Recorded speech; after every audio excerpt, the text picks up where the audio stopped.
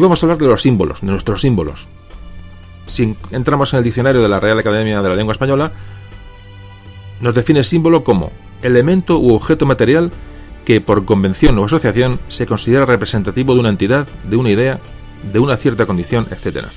Realmente, desde que el hombre empieza a vivir en comunidades, en grupos, pues siempre tuvo la necesidad de elegir un signo, un símbolo que le hiciera distinguirse de otros grupos, de lo que luego serían otras sociedades. Sería una distinción primaria, ¿no? que distinguía estos grupos o tribus. En principio, ¿cómo se diferenciaba? Pues se dibujaba algo, se pintaba algo en el cuerpo, cambiaba su vestimenta, cambiaba los adornos, es decir, todo con la idea de distinguirse de otros grupos sociales, en su primer momento tribus. Estos símbolos, que inicialmente cumplían una función exclusivamente diferenciadora, pasaron posteriormente a estar dotados de unas connotaciones religiosas, porque en estos símbolos se dibujaban el dios o el animal sagrado, bajo cuya protección estaba esa tribu, ese grupo. Entonces se le empezó a dotar ese símbolo de una carga emocional, una identidad absolutamente cercana a esas personas que veían en ese símbolo algo más que un objeto, evidentemente. Y poco a poco se fueron materializando en él ideales de estos grupos humanos. Hoy vamos a hablar del origen de nuestros símbolos, visto desde el siglo XXI en el que estamos ya. Hablaremos del origen de nuestra bandera, del origen del himno, el escudo, los patronos, todo con la idea de conocer los símbolos y así poder entenderlos y hacer nuestro su significado. Bueno, pues enseguida empezamos.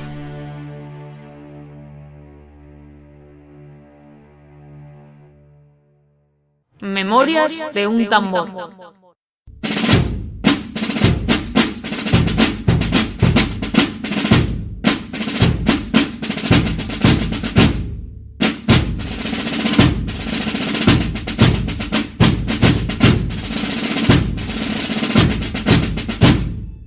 Bueno, pues vamos a empezar a hablar de los símbolos. Vamos a empezar con la bandera. Probablemente el símbolo más representativo, ¿no? de una sociedad, de un grupo. Vamos a hablar un poquito de los orígenes de las banderas para un poco entrar en materia. Comentábamos en la introducción que cuando un grupo, una tribu necesitaba mostrarlo a mucha gente, estos objetos, estos signos, estos símbolos, para que fueran vistos, se empezaron a colocar sobre soportes para poder elevarlos y hacerlos visibles. Entonces estos emblemas, estos símbolos se sujetan a un palo o a una lanza para que todos puedan verlos en los poblados o sobre todo entre los combates. Evidentemente mucha simbología va asociada inicialmente a lo militar, ¿no? a lo bélico, y empezaron a ser estos distintivos, o señalaban dónde se encontraba el jefe, bien durante una batalla, bien durante cualquier evento. Entonces, en un extremo de la lanza o un palo se colocaba un soporte, con el color normalmente característico de la tribu, el color característico de ese grupo. En él, como antes comentábamos, se expresaban con dibujos, alegorías a su historia, a sus ideales. A veces una pequeña escultura era la que remataba esta lanza, este palo, este asta. A veces se ponían colas de animales, como todos habéis visto muchas veces, imagino, en las películas donde se representan sociedades de la antigüedad. Y fijaos, el primer vestigio de lo que parece que fue una bandera se halló en Persia, y se trata de una placa de metal labrada que tiene ya más de 5.000 años de antigüedad. Hay otras muestras de restos de estandartes que aparecieron en una tabla de piedra tallada en el 3400 a.C., que pertenecían a un rey egipcio, a Narmer, y que hoy está en el Museo del Cairo. Ahí en esa piedra tallada se puede observar por aquí una procesión de hombres portando lo que eran, unos incipientes, unos orígenes de una bandera. Eran largos palos de madera o metal que estaban pintados y adornados en el extremo superior, con pieles, con dientes de animales, con huesos, tejidos, es decir, lo que hemos ido comentando hasta ahora. Por ejemplo, los persas utilizaban un águila dorada. Estamos hablando de las civilizaciones de la antigüedad. Los asirios, una paloma. Los armenios, un león. Y ya en la Biblia se hace referencia a los colores que utilizaban las 12 tribus de Israel para hacer distingos, para diferenciarse entre sí. En el Antiguo Testamento aparecen ya alusiones a las banderas en el relato de la salida de los hebreos de Egipto. Ahí se dice que los israelitas acamparán cada uno junto a su guión bajo las enseñas de sus familias.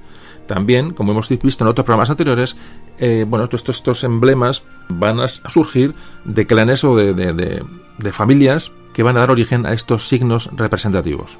Pero si nos ceñimos un poco a lo que es estrictamente una bandera, nos tenemos que ir a China, a la civilización china, donde cuando se descubre la seda, que es un material ligero y perfecto para hacer una bandera, pues empiezan a surgir las banderas como tales. Parece ser que los de los chinos pasa a los mongoles, que es el primer ejército que parece que lo emplea estas banderas como formas de comunicación. De ahí pasarán a la India, Persia, hasta llegar a Roma y al resto de Europa. Son muy conocidas estas insignias utilizadas por los romanos, que eran figuras de animales, que eran jabalíes, águilas, caballos, lobos, que estaban colocados sobre un asta, sobre un palo. Digamos a nivel occidental es lo que en Roma es donde se puede considerar que son las primeras banderas. Se llaman vexillum, que cuando empiezan a poner un lienzo, normalmente de color rojo, que colgaba de una cruceta, y ya se empiezan a llevar a las batallas, a los combates, y como antes comentamos, se coloca en el lugar donde se halla el general, donde se halla el jefe. Seguimos avanzando en la historia y en la Edad Media los estandartes, estos símbolos comenzaron a utilizarse para representar a los reinos que poseían tierras y dominios. Y también, muy importantes, se empiezan a utilizar como señal para distinguirse en el mar, es decir, los barcos. Muy importante. Nos vamos ya al año 1297, donde el rey Eduardo I de Inglaterra parece ser que fue el primero que obligó a sus barcos a emplear estas banderas como signos de identificación nacional o de la flota real. Es lógica la identificación de los barcos, porque es lógico, os imagináis que evidentemente cuando un barco ve a otro en el horizonte, si sabe que puede ser enemigo, puede ser amigo, es importante, es decir, es muy difícil acercarse a él, no es como en tierra, que uno puede identificar rápidamente a otro grupo, a cualquier evento que pueda aparecer. En el mar es mucho más complicado, con lo cual la señalización en el mar, pues empieza a ser casi imprescindible, y es realmente donde empiezan a nacer las banderas.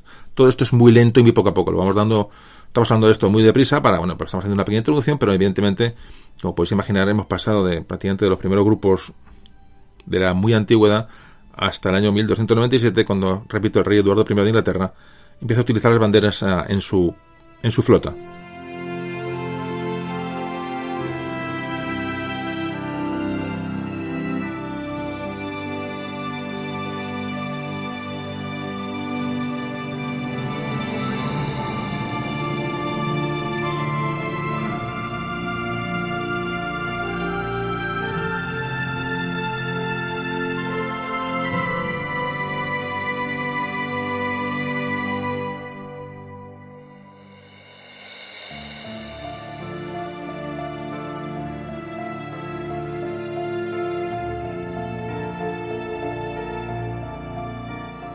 Va a llegar el Renacimiento, va a llegar el más comercio, va a llegar más interrelaciones sociales ya prácticamente a nivel mundial, y llega, por supuesto, el comercio marítimo, y ahí se va a acrecentar el uso de distintivos, a los que ya podemos llamar banderas. Hay muy poquito escrito sobre las primeras banderas que aparecen en Europa, hay muy poca documentación.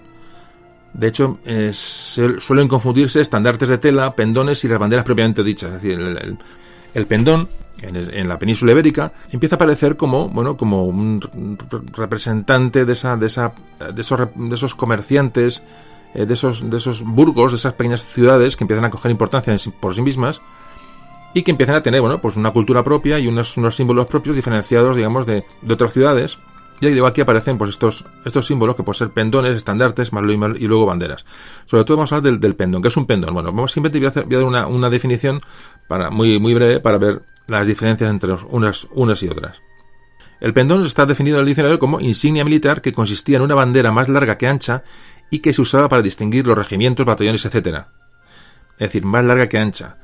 Son esas banderas que se ven pegadas a un asta, pero son largas, ¿no? Son muy poco anchas y muy largas. El estandarte es definido como insignia que usan los cuerpos montados, consistente en un pedazo de tela cuadrado pendiente de un asta. El estandarte es una bandera pequeña. Vamos a dar una definición. Suele ser cuadrado, es más pequeño y solamente se usa cuando se va a caballo porque es menos molesto, menos gravoso llevar este instrumento en la mano. Pero si nos ceñimos puramente a ya digo que va todo muy unido a lo militar, como veis, es obvio, ¿no? Todos estos símbolos han sido, en su origen, tienen un origen militar, la mayoría de ellos. Cuando el pendón, que está colgado, digamos, de un listón, pasa a un mástil, es cuando, digamos, se produce el paso de pendón a bandera. El pendón, digamos, no está diseñado para ondear, simplemente para que se vea. Es un poco la diferencia. La bandera está pensada para que el viento la mueva, es decir, le da visibilidad el viento. Es un poquito, pues las diferencias entre una cosa. Creo que es interesante tener esos conceptos porque muchas veces oye por ahí estandartes, pendones, banderas, más o menos la diferencia entre una cosa y otra, antes de abordar un poco el origen de nuestra bandera, el origen de lo que vamos a hablar. Pero cuando hablamos ya de banderas, hay que volver a recalcar el tema marítimo. Es decir, muy importante el desarrollo de las banderas en el mar. Primero, un barco es un trozo de la tierra que deja, es decir, tiene su legislación. Necesita, digamos, dar una imagen, simbolizar el lugar del cual proviene. Simboliza el espacio social y económico que ha dejado en tierra firme. Es un poquito el concepto de por qué empiezan a aparecer banderas en los barcos. Ya digo, es un poco seguir llevando un poco la raíz del lugar que viaja en tierra. Así que nos encontramos con que la bandera un poco surge como de un origen comercial, de un origen urbano, y se va a desarrollar un poco en oposición a lo feudal durante el nacimiento del Estado moderno. Hay que decir que, como hablamos en programas anteriores, siempre comentamos que la bandera en sí misma va a ser un poco el ideal del nacionalismo durante el siglo XIX. Todo los nacionalismos que surgen en el siglo XIX. Cuando se desarrolla un cierto misticismo alrededor de las banderas. Por ejemplo, aquí se inventa la leyenda de Betsy Rose en Estados Unidos, que se empieza a asociar a la leyenda de Betsy Rose. Cuando Washington es una modista, creo que le cose la bandera a Estados Unidos, y en fin, esto es un propio del siglo XIX. Las banderas empiezan a tener, su misticismo, empiezan a crecer sobre leyendas.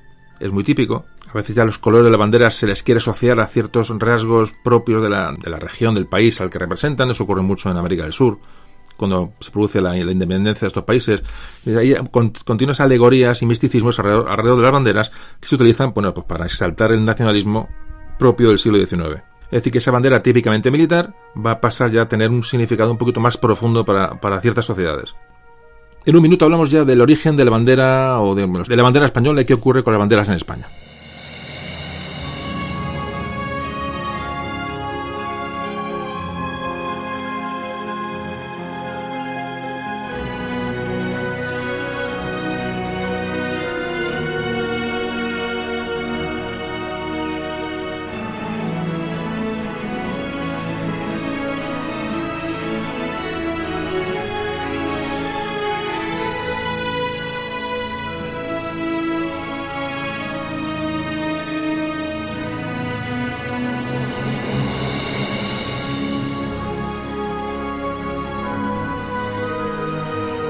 Si hablamos ya de España, podemos decir que, digamos, el primer símbolo, la primera divisa utilizada, parece que eran los penachos rojos que llevaban los íberos y que adornaban el casco que llevaban puesto.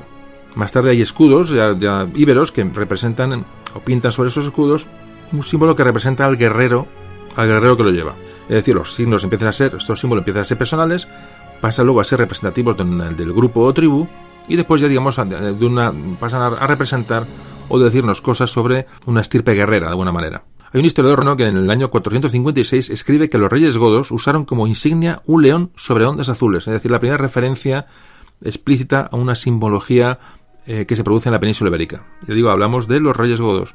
Repito, era un león sobre ondas azules. Otros historiadores después dijeron que los godos se han encontrado vestigios de que llevaban unas bandas amarillas con 2 leones rojos. Los primeros estandartes de tela, la simbología de tela, parece que lo tienen los árabes cuando invaden la península, en el siglo VIII, y tienen funciones, como antes comentábamos, estrictamente militares sobre el campo de batalla. Porque, como recuerdo, un poco hay que tomar la bandera y el pendón como una representación de algo. Es decir, el estandarte el estandarte proporciona una ubicación de un jefe normalmente militar, mientras que el pendón y la bandera van a nacer para representar, también pueden acompañar a un jefe militar, evidentemente, pero sobre todo nacen para identificar un grupo, una sociedad, una actividad. Es un poco la diferencia.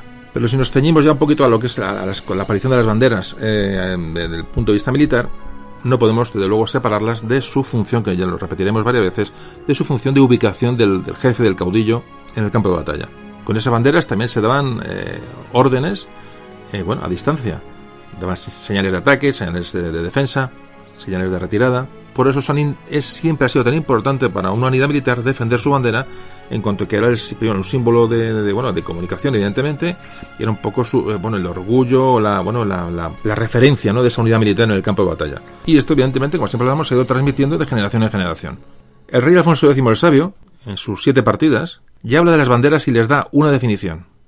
El rey Alfonso X el Sabio, en sus 7 partidas, ya hace unas definiciones de banderas. Y además empieza ya a reglamentar el uso y da unas normas estrictas para su clasificación y para su utilización. Yo digo que el uso de una bandera como una representación de una nación es mucho más moderno, pero bueno, digo que el origen es este. Lo que pasa es que evidentemente, como estamos hablando, poco a poco ya no solamente es una señal militar de ubicación o de señalización, sino que empiezan estas banderas a representar los intereses y los valores de los soldados que combaten con ellas. Es decir, ya las asteras de esas banderas empiezan a llenarse de simbología afín a esas tropas, por ejemplo, sobre todo motivos religiosos, es muy común, sobre todo en las banderas españolas. Y entonces estas banderas era un poco el alma de esa unidad, es decir, eso también no podemos nunca separarlo, es decir, el soldado que iba a combatir a cualquier guerra, evidentemente tenía que tener un apoyo espiritual, es obvio y para él era imprescindible. Y esto muchas veces se lo daban las banderas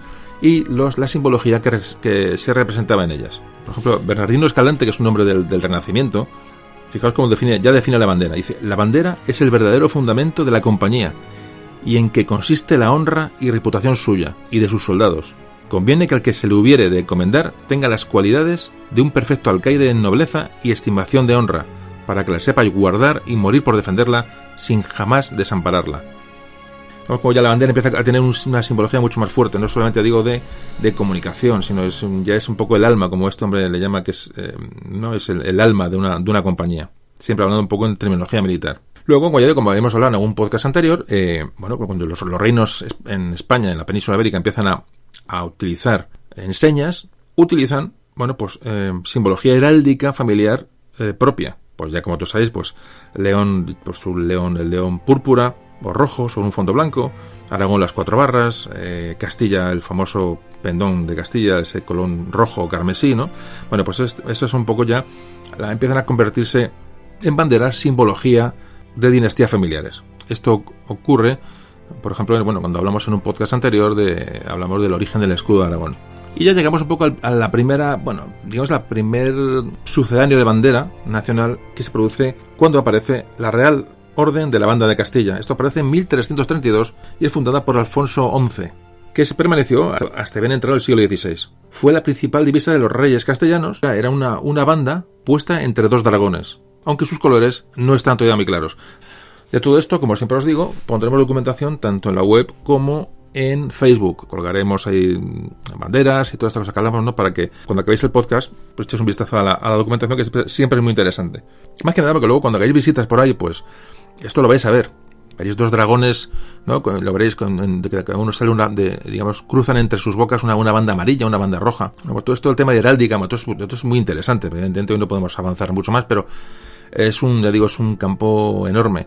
Entonces veréis por ahí muchas veces representados estandartes reales con esta simbología y estos colores. Estos pendones de la banda fueron usados hasta Enrique IV. También lo usaron los reyes católicos, también Carlos I de España, V de Alemania. Parece que estos eran pendones rojos con los dragones y esa banda entre los dragones doradas. Pero bueno, el colores realmente tampoco tiene mucha importancia, simplemente que os quedéis con ese tema de los 2 dragones con la boca abierta y compartiendo una banda, ¿no? entre las 2 bocas, normalmente en diagonal. Bueno, eso ya lo veréis, cuando os lo ponga en algún gráfico. Y ya llega la unificación de los reinos de España con los reyes católicos, y estos van a utilizar como pendón real un pendón rojo con una banda de oro rematada por cabeza de serpientes. Ese era el estandarte real. Mientras que su ejército, ya unido, usó ya una bandera carmesí, un color rojizo, prácticamente rojo, cuartelada con los blasones de los reinos pertenecientes a España. Cuando hablamos de simbología cuartelada es que están divididos en 4 partes, ¿vale? En 4 espacios, 4 ángulos rectos, ¿no? Donde después se colocan, todos veréis, ya digo, os pondré esto en la web, tanto en la web como en Facebook. Bueno, pues ya hemos visto un poquito hasta los reyes católicos qué simbología hay. Ya digo, son transformaciones familiares en escudos reales, eso pasan a ser estandartes o banderas, pero tras los reyes católicos ya sí que va a llegar realmente, una bandera que ya empieza ya un poco a representar una identidad española propiamente, que es la Cruz de Borgoña. La Cruz de Borgoña, de la que vamos a hablar enseguida.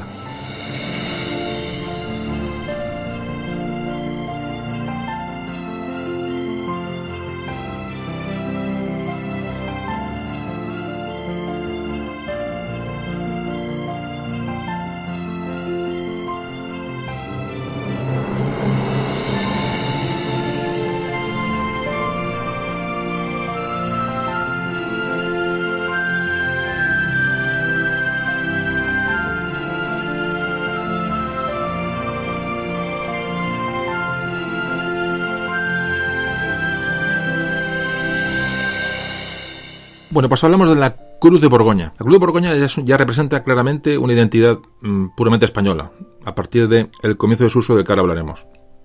La Cruz de Borgoña es una modificación de la Cruz de San Andrés. Esta cruz representa el martirio que sufrió el apóstol San Andrés en Grecia, donde lo crucificaron en una cruz, digamos, en forma de X, en un aspa. No es la cruz típica, sino que es en forma de X. Entonces, en la Cruz de Borgoña lo que ya representa es, en este aspa, esta X, lo que representa es, digamos, unos nudos, ¿no?, de las maderas. Si alguna vez la habéis visto seguro, es una bandera que normalmente va sobre fondo blanco y es un aspa roja. Este aspa tiene como unos salientes, unas irregularidades que son, digamos, los nudos de las maderas, ya digo, donde se crucificó a San Andrés. Es un poco la diferencia que hace la Cruz de Borgoña con la Cruz de San Andrés. La Cruz de San Andrés no tiene esos nudos, la Cruz de Borgoña sí los tiene. Simplemente es eso. Pero ya digo que ahora vamos a empezar a ver el origen de esta bandera, este símbolo, que viene del matrimonio de Juana de Castilla, Juana la Loca, la hija de los Reyes Católicos, con Felipe el Hermoso. Felipe el Hermoso, que como ya muchas veces hemos comentado, era de la Casa de Austria, era un Habsburgo. Entonces, cuando al llegar Felipe el Hermoso a la península, llegaron a la península arqueros de Borgoña, arqueros borgoñeses, y estos llevaban en unos petos, digamos, por este símbolo de la Cruz de Borgoña. Pues poco a poco se fue haciendo popular en el ejército, los cuales llevaban pintado en sus uniformes esta Cruz de Borgoña. Y de ahí van a pasar a las banderas. Ya con la llegada de Carlos I a España, ya se hace absolutamente normal y natural el uso de la Cruz de Borgoña en las insignias y en la bandera militares. Estas banderas blancas con la cruz roja llevan en las unidades, y para representar al rey llevaban una bandera amarilla. El amarillo es un escudo, un color típico de los Austrias, con el escudo imperial de los Austrias bordado en el centro. Hay que decir que en aquella época el escudo era, digamos, el verdadero símbolo de identidad nacional. Es decir, el concepto de bandera no existía. Entonces, lo que representaba un poco a ya no una nación ni mucho menos, sino bueno, a una monarquía, era el escudo real. Con Felipe II ya se ordena que cada tercio, los famosos tercios, llevasen otra bandera en cabeza que fuera de color amarillo con las aspas de Borgoña en rojo. También he visto esa bandera alguna vez. Y aquí empiezan a proliferar esas banderas con motivos religiosos. Digamos que cada unidad militar pues llevaba un poco su simbología, la llevaban con ellos. Esto ocurre en la batalla de Lepanto. En Lepanto hay banderas enormes con vírgenes, con motivos puramente religiosos.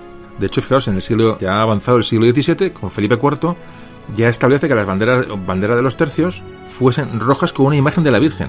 Es decir, que una bandera roja con una imagen de la Virgen es, digamos, la bandera oficial de estas unidades militares, aunque en muchas unidades se siguen utilizando las famosas cruces de Borgoña sobre fondo blanco. Es decir, luego había banderas a cuadros, también con la Cruz de Borgoña. Es decir, si veis la simbología de la Cruz de Borgoña, sobre todo los tercios, os encontraréis con una gran variedad o diversidad, ¿no?, de banderas, los que obedecen a eso, a que cada unidad lleva un poco, tenía su bandera y su manera de representarse a sí misma. Lo podéis ver en el cuadro de la rendición de Breda. Ahí están los tercios y ahí se ven las banderas con las cruces de Borgoña. Ahí lo podéis ver claramente. Y vamos a llegar ya al cambio de dinastía. Se acaban los Austrias, llegan los Borbones, como ya hemos hablado en tantos programas, ¿no?, con la famosa guerra de sucesión. Y aquí se produce otro cambio, digamos, también, como se produjo en otros niveles, se va a producir un cambio un poco en la simbología y en el tratamiento de las banderas, que lo vamos a ver enseguida.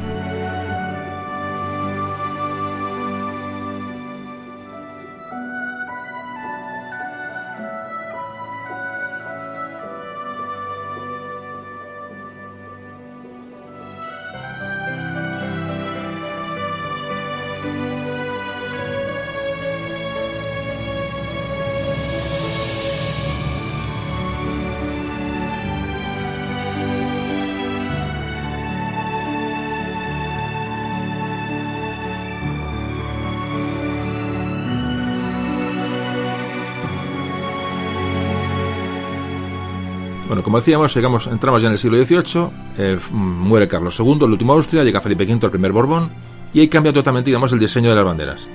Este rey, Felipe V, va a ser, como en otras muchas cosas, el primero que le va a dar va a unificar el símbolo, lo que puede ser, digamos, la primera bandera común y reconocida. Y esta bandera va a ser, pues, sobre fondo blanco, es decir, una bandera blanca, con la Cruz de Borgoña en rojo, es decir, conserva ese símbolo Austria, y el escudo de los Borbones encima de la Cruz de Borgoña. Esa es un poco la primera bandera que digamos que iba a representar un todo que empieza con Felipe V. Ya digo, no es una bandera nacional, porque es una bandera real, pero ya es un paso adelante. Estas banderas se trasladan a la Armada. Ya es muy importante porque va a empezar a aparecer, o aquí iniciamos el porqué de la bandera que tenemos actualmente.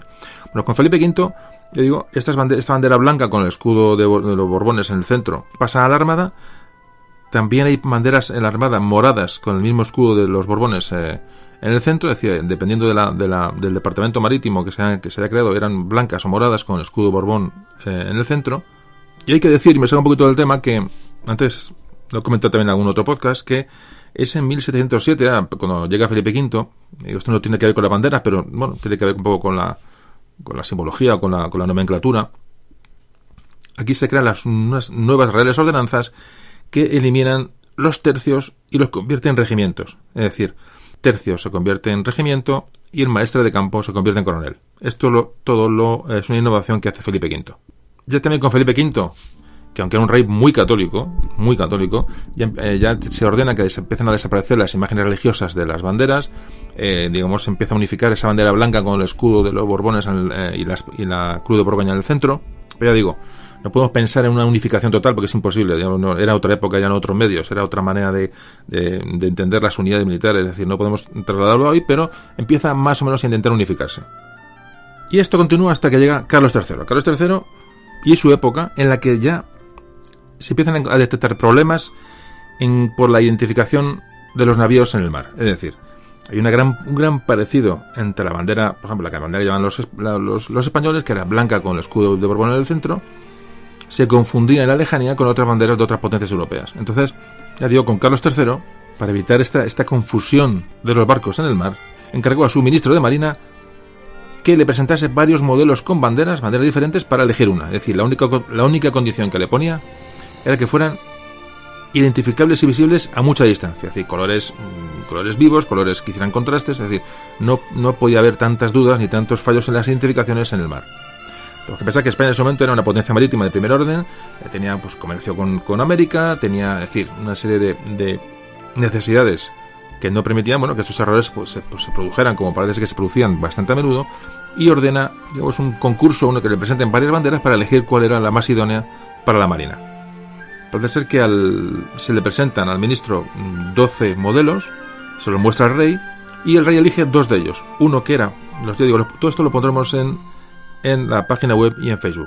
Bueno, pues se eligen 2 modelos, uno para la Marina de Guerra y otro para la Marina Mercante.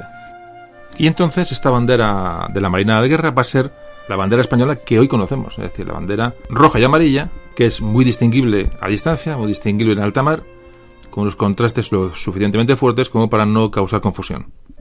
Bueno, pues aquí este es el origen de nuestra bandera nacional, necesidad de un diseño que fuera lo suficientemente diferenciable.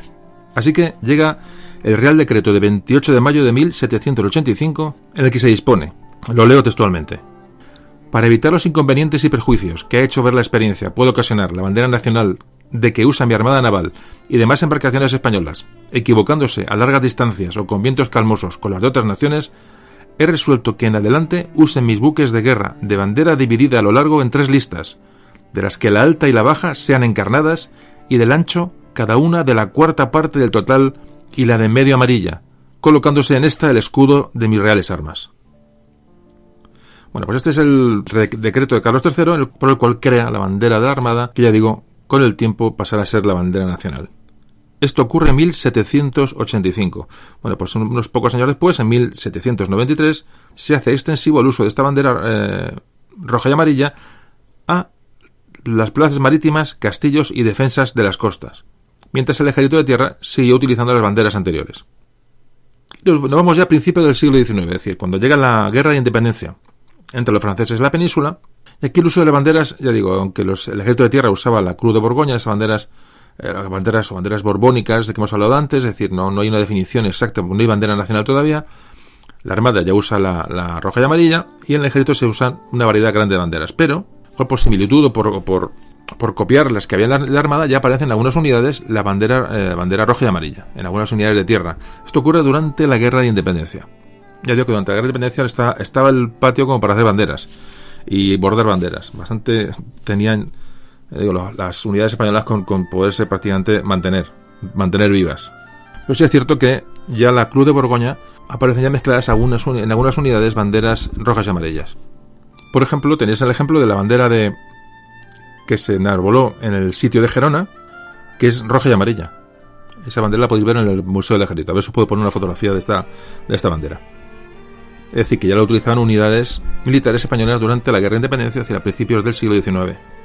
Bueno, pues ya nos metemos en el siglo XIX propiamente dicho. Ya empezamos va a acabar la Guerra de Independencia, ya va a entrar Fernando VII y sigue sin haber una bandera nacional propia. Es decir, estaba la bandera de la Armada, roja y amarilla, que acabará por ser nuestra bandera, como todos sabéis, pero no hay una definición de una bandera única, ni mucho menos, ni siquiera para el ejército. Pues bueno, vamos a ir como vamos avanzando hasta llegar a la bandera actual y ya vamos a hablar de la época de Fernando VII.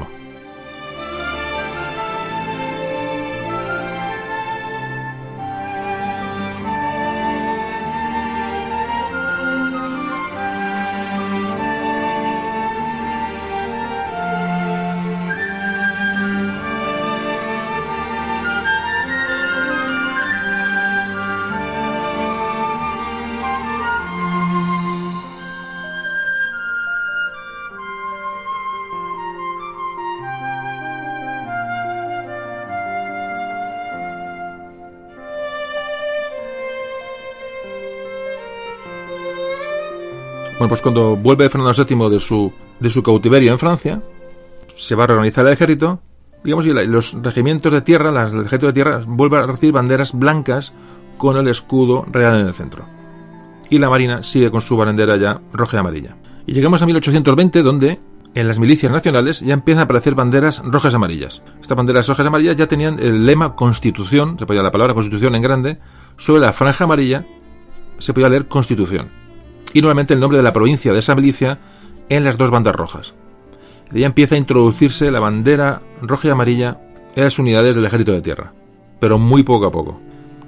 Bueno, llegamos ya al periodo de la sublevación de Riego, del que hablamos ya en un podcast anterior. Hablamos del periodo de 1821 y 1823, y aquí va a ser abolido el uso de banderas, y ordenan las Cortes que sean sustituidas todas las banderas y estandartes por unas enseñas consistentes en un león de bronce que sostenía con una de sus garras la Constitución. España estaba en ese momento en plena guerra civil y no se llegó a llevar esto a efecto, es decir, se siguieron utilizando las banderas de siempre, hasta que llegamos ya al reinado de Isabel II, cuando ya sí se empieza a implantar la bandera roja y amarilla en el ejército de tierra, con lo cual esta bandera roja y amarilla o roja y gualda se considera que se empieza a unificar a nivel militar.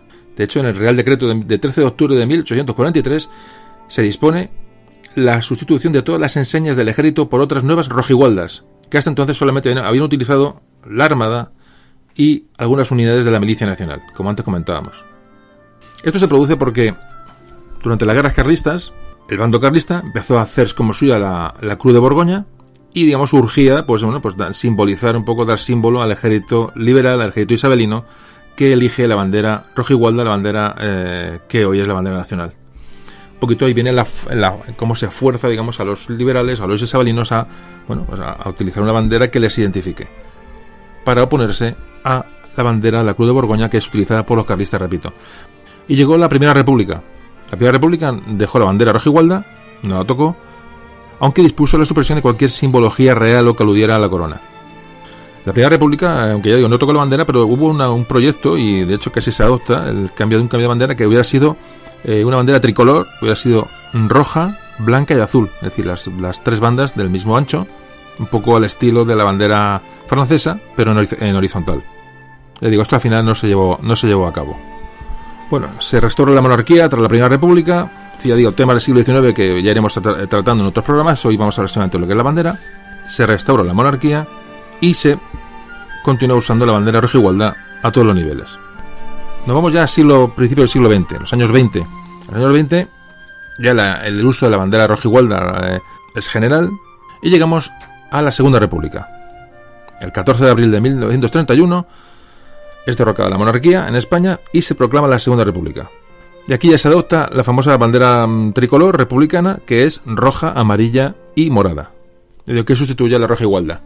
Hay que decir que la gualda, el término gualda la gualda es una planta herbácea la que saca un tinte de color amarillo, y también tiene color amarillo en la propia planta, y de ahí viene el nombre de Gualda, el amarillo denominado Gualda. Y bueno, estamos con la bandera republicana, la bandera de la Segunda República.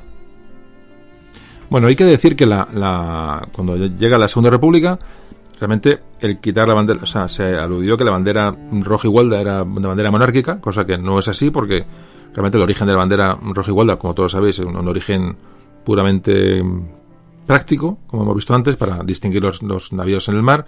Esa bandera nunca se asoció a la monarquía, es decir, Isabel II la adopta como para diferenciarse de otra bandera también monárquica, que es como puede ser la Cruz de Borgoña. Es decir, no hay ningún origen monárquico a la bandera, pero bueno, se opta por cambiar la bandera, pero cuando, digamos, el decreto en el cual se adopta la nueva bandera republicana, la bandera con la franja morada abajo, se alude a que se interpreta de este decreto, si uno se puede leer en cualquier sitio, que fijaos que hasta que es evidentemente pura interpretación y pura ignorancia, se habla que la bandera rojigualda alude mucho a los colores de la corona de Aragón y que hay que meter los colores de Castilla en la bandera.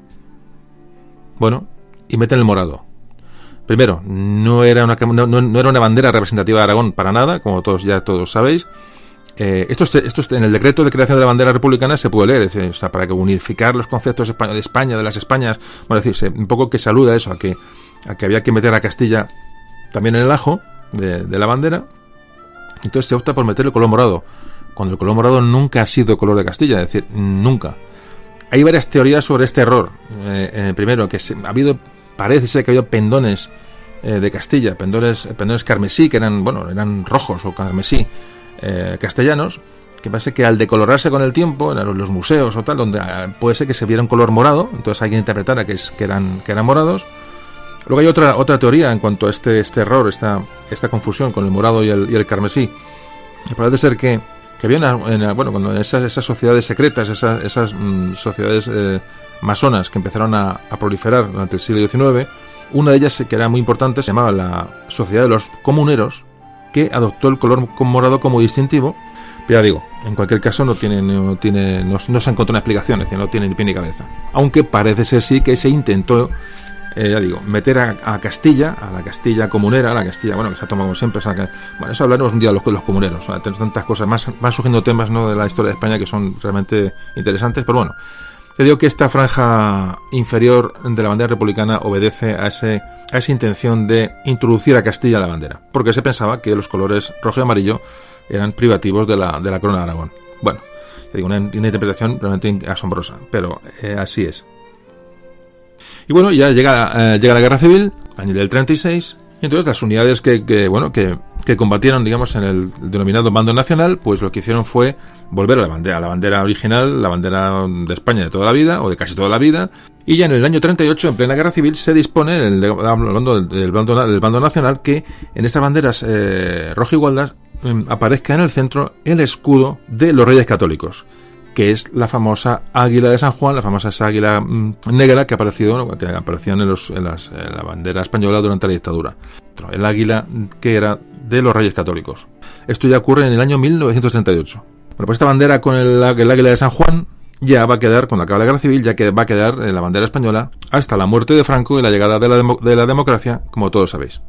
Una vez que llega otra vez la Casa Borbón al trono español, con Juan Carlos I, tenemos el artículo 42 de la Constitución, que dice: la bandera de España está formada por 3 franjas horizontales, roja, amarilla y roja, siendo la amarilla de doble anchura que cada una de las rojas. Más tarde, en otra ley posterior, se dice que en la franja amarilla se podrá incorporar, en la forma que reglamentariamente se señale, el escudo de España.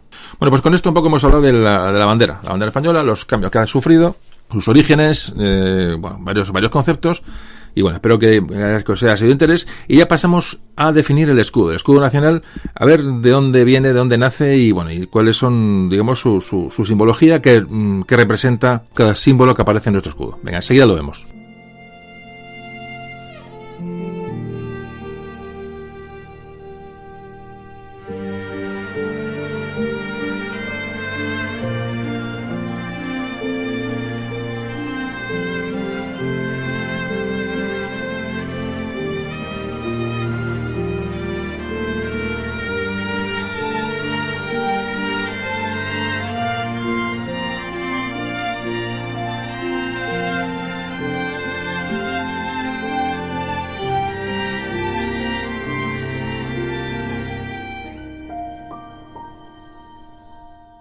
Bueno, empezamos a hablar ahora mismo del escudo de España, el escudo nacional, que se puede incorporar en la bandera, en la franja gualda, en la franja amarilla.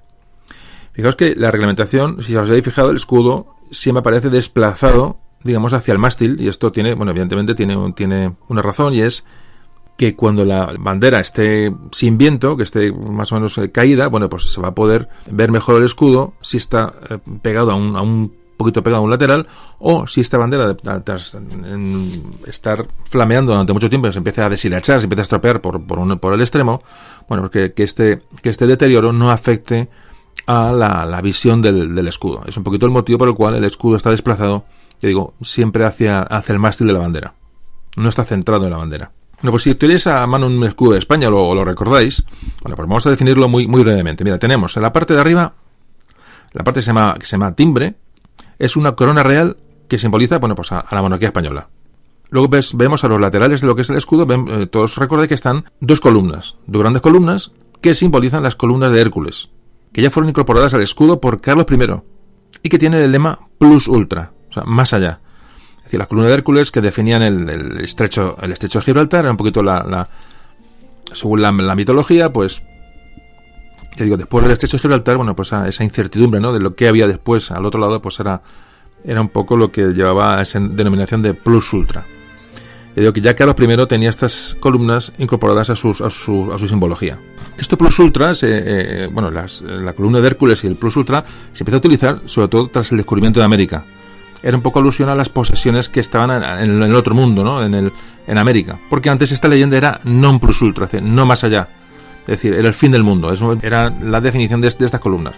Pasan del non plus ultra, que es un poco, ya digo, representa el fin del mundo, al plus ultra cuando se descubre que hay tierra al otro lado del Atlántico. Estas columnas tienen en su parte superior las coronas imperiales del Sacro Imperio Romano Germánico y representan pues el imperio que fue España en su momento, ¿no? Y luego estamos ya en la parte más representativa del escudo, que es la parte central, que está formada por lo que antes llamamos por los 4 cuarteles, que simbolizan los 4 reinos medievales que conforman España. En el primer cuartel está el escudo del Reino de Castilla, que está representado por un castillo.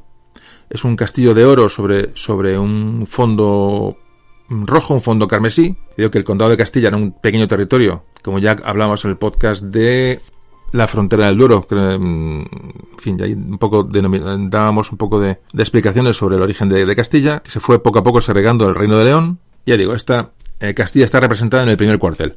En el segundo cuartel está el escudo del Reino de León, que es un león rampante con corona, es un león color púrpura, y el fondo es un color plata. El león tiene la lengua afuera, tiene las garras, y es el emblema del Reino de León. Y en el tercer cuartel tenemos el escudo de la Corona de Aragón, que son las famosas 4 barras y que explicábamos con mucho detalle en el podcast de Cataluña que grabamos hace no mucho. Como comentamos, parece que tiene un origen dinástico, un origen familiar. Ya digo, bueno, pues esa discusión de la que hablábamos en aquel podcast sobre el origen aragonés, que el condado de Barcelona, bueno, que es, ya digo, ahí ya lo tocamos con bastante profundidad. Y por último, en el último cuartel tenemos el escudo del Reino de Navarra, que tiene sobre un fondo rojo, tiene unas cadenas. Estas cadenas que se han relacionado siempre con la batalla de la Nava de Tolosa. La famosa batalla de la Nava de Tolosa, donde el rey Sancho VII fue el primero en llegar al último recinto defensivo del califa almohade, y bueno, había una serie de cadenas allí, una serie de historias que ya un día hablaremos también de la Nava de Tolosa. Bueno, ya digo, la Nava de Tolosa tengo ganas de hacer el programa dentro de un tiempo. A ver si un día nos metemos con ello. Pero el caso es que Sancho VII de Navarra, que fue uno de los 3 reyes, con Alfonso VIII y Pedro II de Aragón, tomaron parte en aquella batalla. Entonces parece ser que rescató aquellas cadenas, se las llevó como botín de guerra o como un símbolo de victoria. Y por último tenemos la granada que aparece en la parte inferior del escudo, que representa al Reino de Granada. Los orígenes de esta granada están en la época de los Reyes Católicos y simboliza, bueno, pues este reino cuando pasa a formar parte de las coronas de Castilla y Aragón, del reino unificado de los Reyes Católicos. Por último, en el centro del escudo hay 3 flores de lis que representan las armas de la Casa de Borbón, reinante en España. Y bueno, esta es un poco la definición gráfica del escudo nacional, un poquito elemento a elemento para que sepáis o veáis su significado.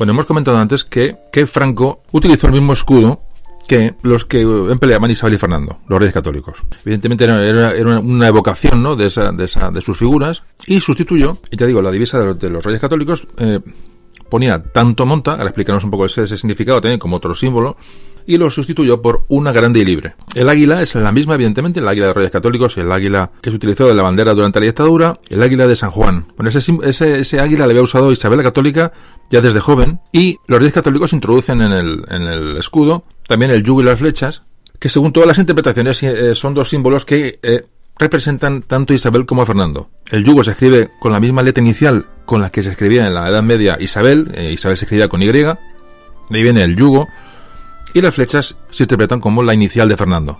Hay otras interpretaciones, pero esta es la más acertada. Luego, en cuanto al famoso tanto monta, el tanto monta que utilizaban los reyes católicos en su emblema, hace referencia a una frase que es tanto monta cortar como desatar, que viene de aquel famoso mito de Alejandro Magno, que cuando decidió cortar aquel famoso nudo gordiano, que en vez de desatarlo, lo que hace es cortarlo con un golpe de espada. Bueno, este tanto monta y esa relación a ese nudo que deshizo Alejandro Magno a golpe de espada, hace alusión un poco a esa política de los reyes católicos, que tomaba un poco de decir como que el bien justifica los medios. Y tanto monta.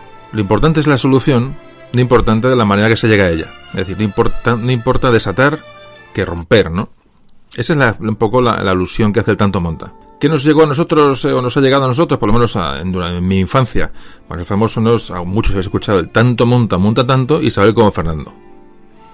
Bueno, pues esta bobada es el tanto monta tanto, Isabel como Fernando. Bueno, eso procede un poco de la época franquista, de que se enseñaba en los colegios, y bueno, pues lo que hacíamos muchas veces cuando se juega con la historia y con los términos históricos, pues la gente se la confunde, ¿no? Y eso nos ha llegado hasta nuestros días. O sea, de hecho, muchos, me imagino que los más jóvenes no, pero los de una generación un poco más antigua, recordaréis tanto monta tanto Isabel como Fernando, que supuestamente hacía alusión a que los dos reyes tenían el mismo poder. Pero de eso nada, no tiene ningún tipo de razón esta interpretación, ni siquiera esa frase. Es decir, el tanto monta, repito, el tanto monta es eso, resolver un problema de cualquier forma, pero resolverlo. Bueno, eso es un poquito la cuestión. Entonces, pasamos a lo del escudo de España, lo hemos hecho unas referencias, y aún nos queda por hablar, porque ahora vamos a hablar del himno. Muy interesante el himno. Vamos a descubrir un poco el origen del himno nacional, cuál ha sido su historia, su trayectoria, y qué es lo que nos ha llegado hasta nuestros días. Venga, enseguida hablamos del himno.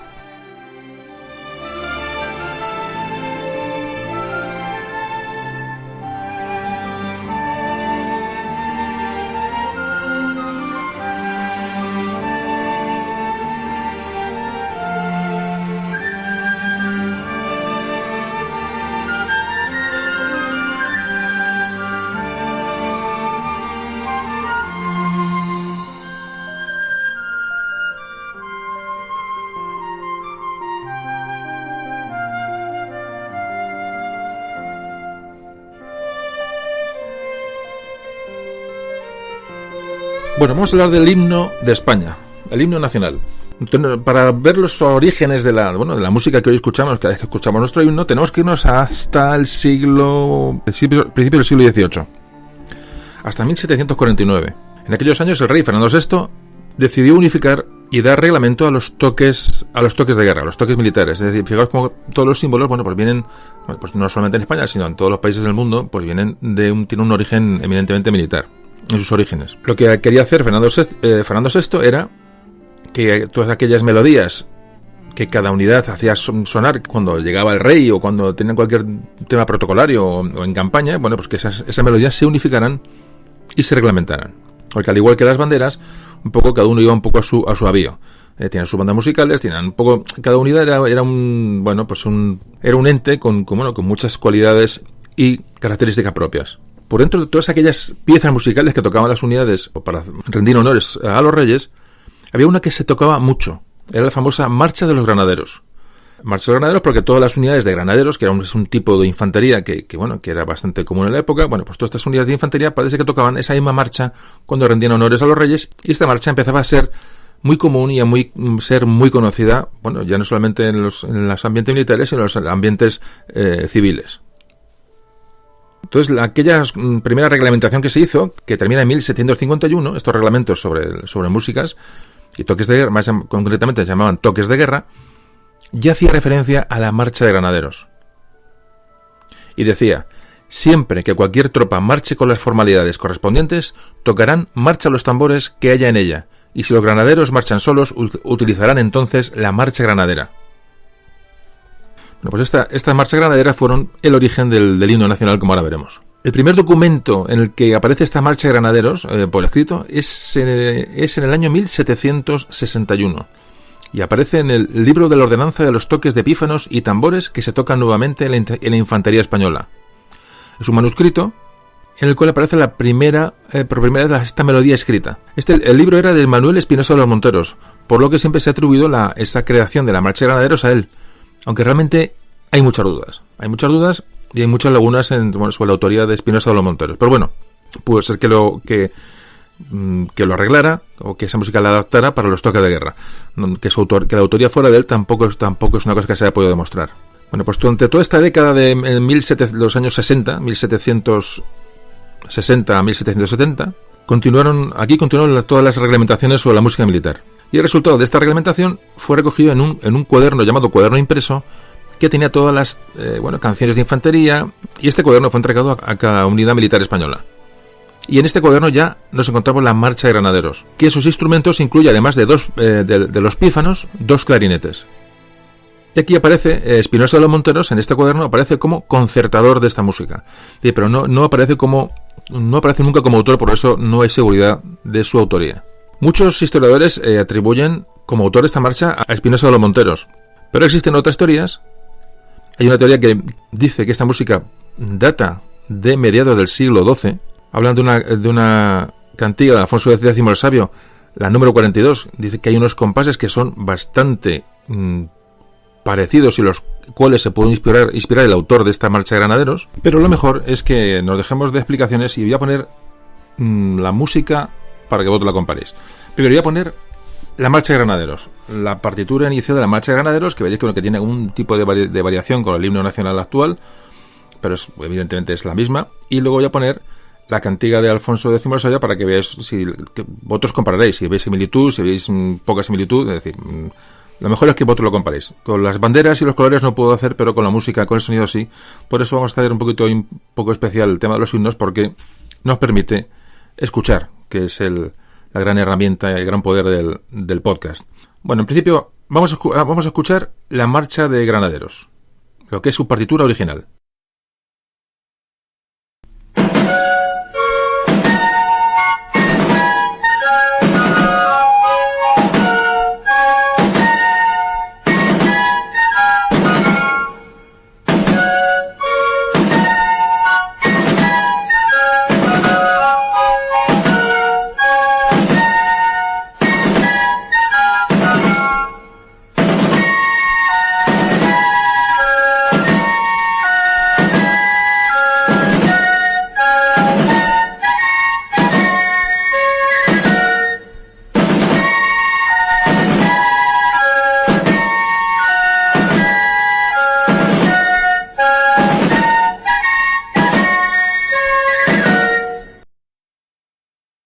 Bueno, y ahora vamos a escuchar la cantiga número 42 de Alfonso X el Sabio, de mediados del siglo XII, que algunos estudiosos han atribuido a que Espinosa de los Monteros se pudo inspirar en ella para escribir el himno nacional.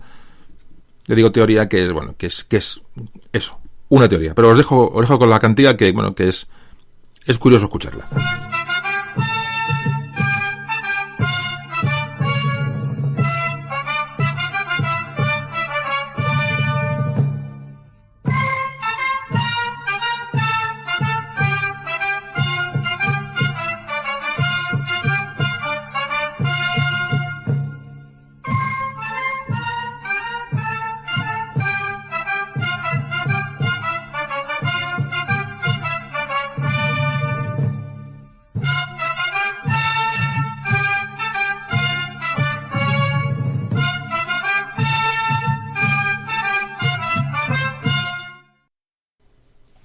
Bueno, ¿qué os ha parecido?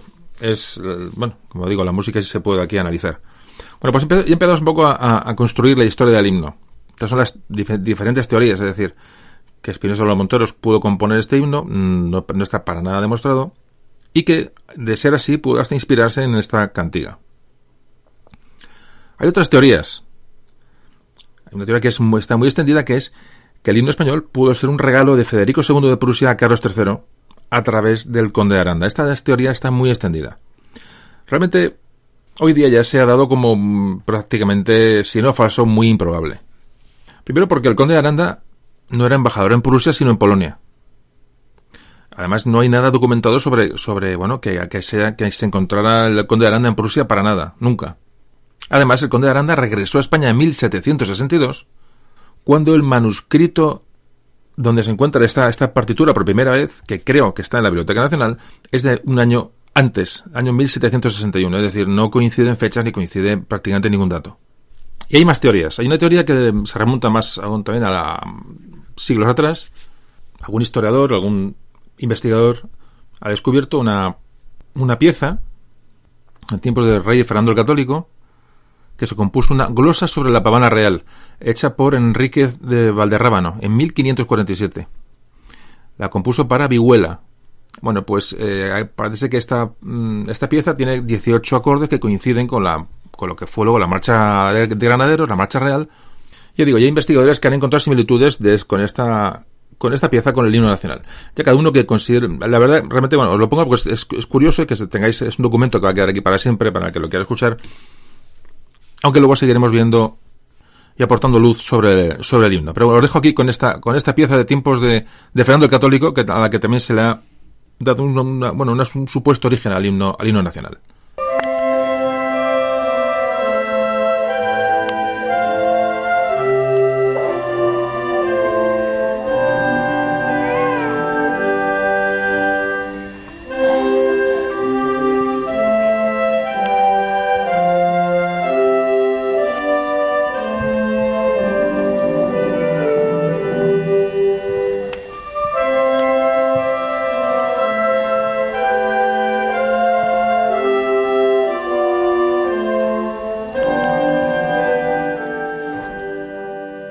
Bueno, pues esto en cuanto a las investigaciones y a los posibles orígenes, ¿no? Que, bueno, algunos muy remotos, como estáis viendo, pero bueno, es lo que se ha puesto sobre la mesa a la hora de analizar el origen del himno. Y si vamos a analizarlo al 100%, lo tenemos que dar aquí todas las teorías posibles. Y ya digo, como el audio se puede analizar, por música no va a quedar. Bueno, como antes comentaba, con los años, con la utilización de esta marcha de granaderos, bueno, en cualquier acontecimiento, empezó a ser conocida en todo el país. Y los españoles reconocían la marcha de granaderos como una música asociada pues a eventos, a los reyes, etcétera. Y además, la parte de esos eventos, los granaderos, que era una unidad que era frecuente de encontrarla en cualquier localidad más o menos grande, bueno, pues la usaban siempre para desfilar. Con lo cual llegó a ser una melodía usada con bastante asiduidad. Tal es así que se llegó a identificar, bueno, a la realeza, al rey, con esta marcha. Durante la Guerra de Independencia, bueno, pues fue una marcha que se tocó, bueno, a pesar de, bueno, que no es una marcha demasiado emocionante o emocional, porque tiene un ritmo de marcha, como su nombre indica, pero parece que se llegó a usar en las tropas españolas en la guerra contra Napoleón. Se llegó a utilizar como representando cierta resistencia. Bueno, se llegó a ser un himno realmente, o un himno encubierto. Estos hechos durante la Guerra de Independencia y que esta marcha tuviera su importancia y tuviera su importancia emocional, como antes decía, pudo ser lo que llevó, una vez acabada la guerra, al decreto de 3 de febrero de 1815, en que la marcha se designó como Marcha Española, y se dijo que se iba a interpretar esta marcha como único toque de honor en cualquier circunstancia, independientemente de la unidad que rendiera honores a los reyes, aunque ya muchos la estaban utilizando, como hemos visto. De esta manera se utilizaba una marcha conocida, una marcha que era, bueno, querida, y se eliminaba un poco la música francesa que se seguía utilizando en el ejército tan influido por el ejército francés, sobre todo después de la Guerra de la Independencia. Se mataban dos pájaros de un tiro. Así que la marcha de granaderos, que antes hemos escuchado, pasó a escucharse en cualquier lugar de España.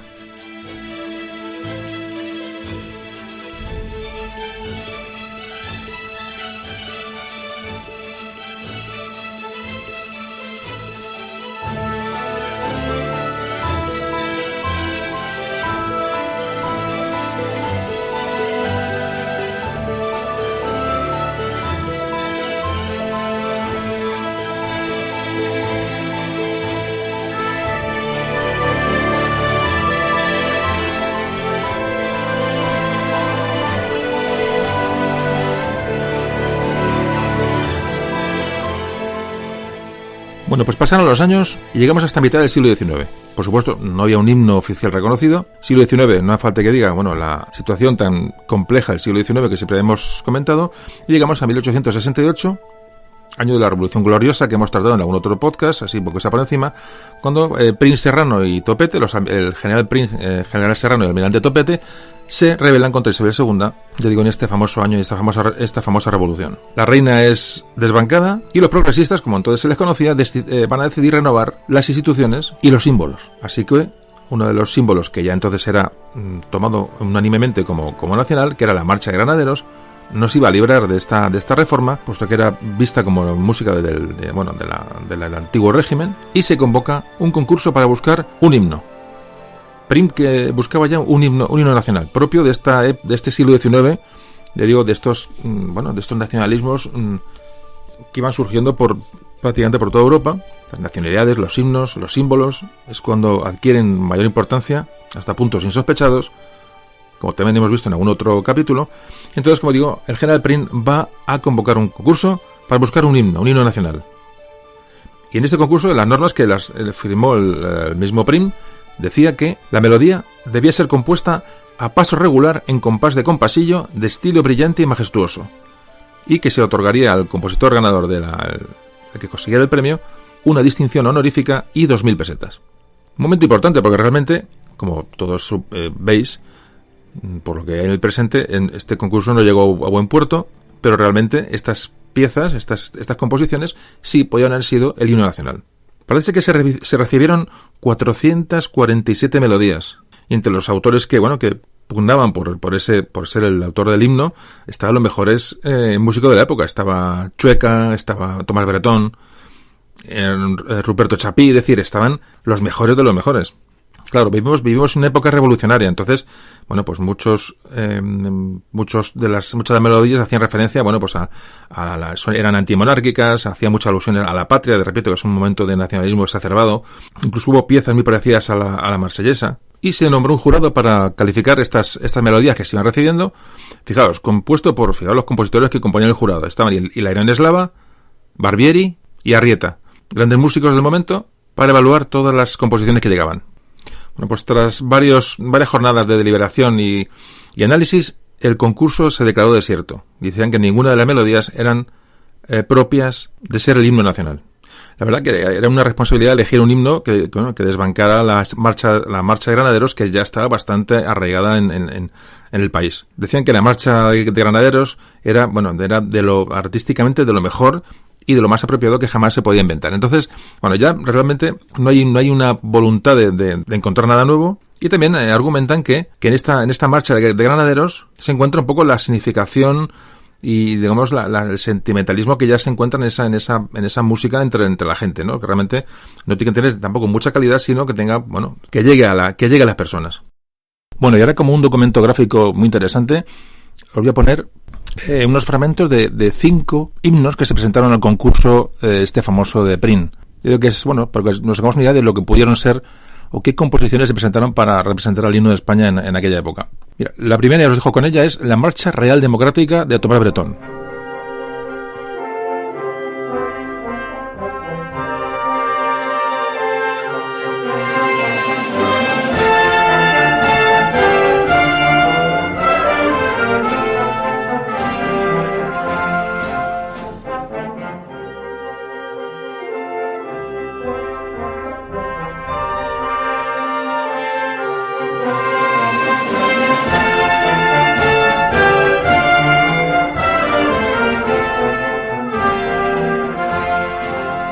Y ahora un fragmento de la Marcha Nacional de González y Valls.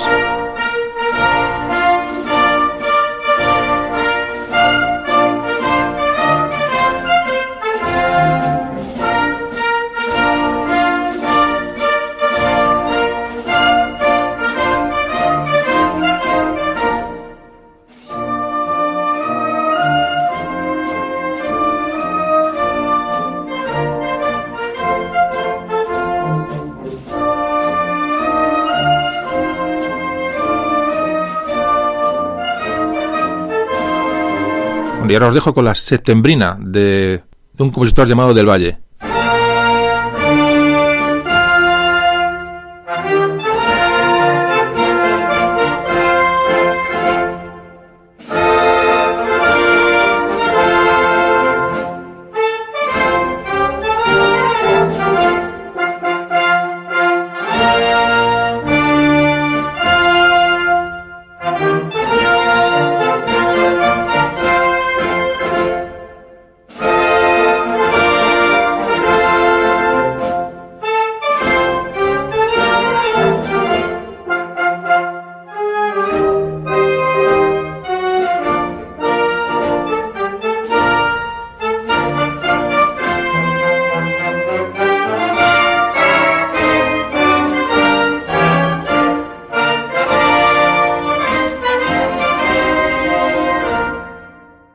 Esta que viene ahora es anónima, no se sabe el compositor, y se llama La libertad de la patria.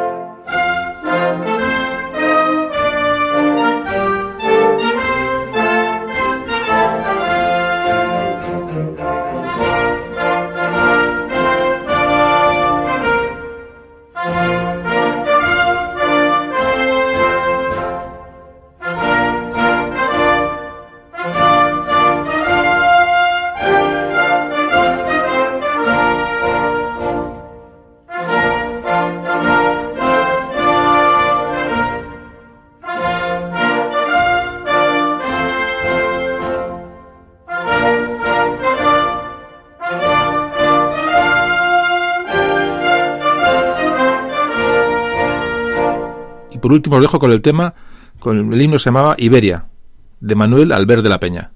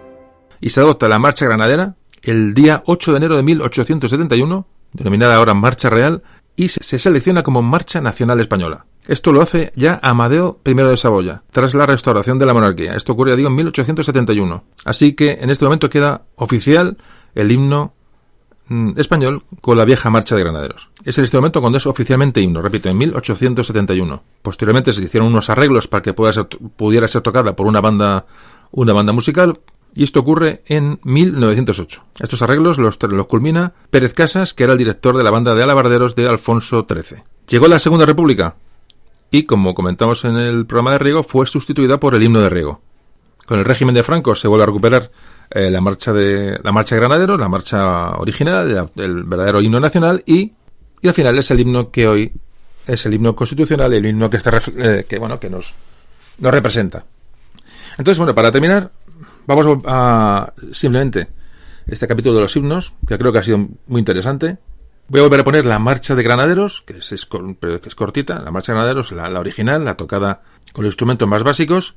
E inmediatamente voy a colocar el himno actual, pues ya tocado por una banda de música en toda su amplitud. Os dejo con las dos composiciones para que las comparéis una detrás de otra.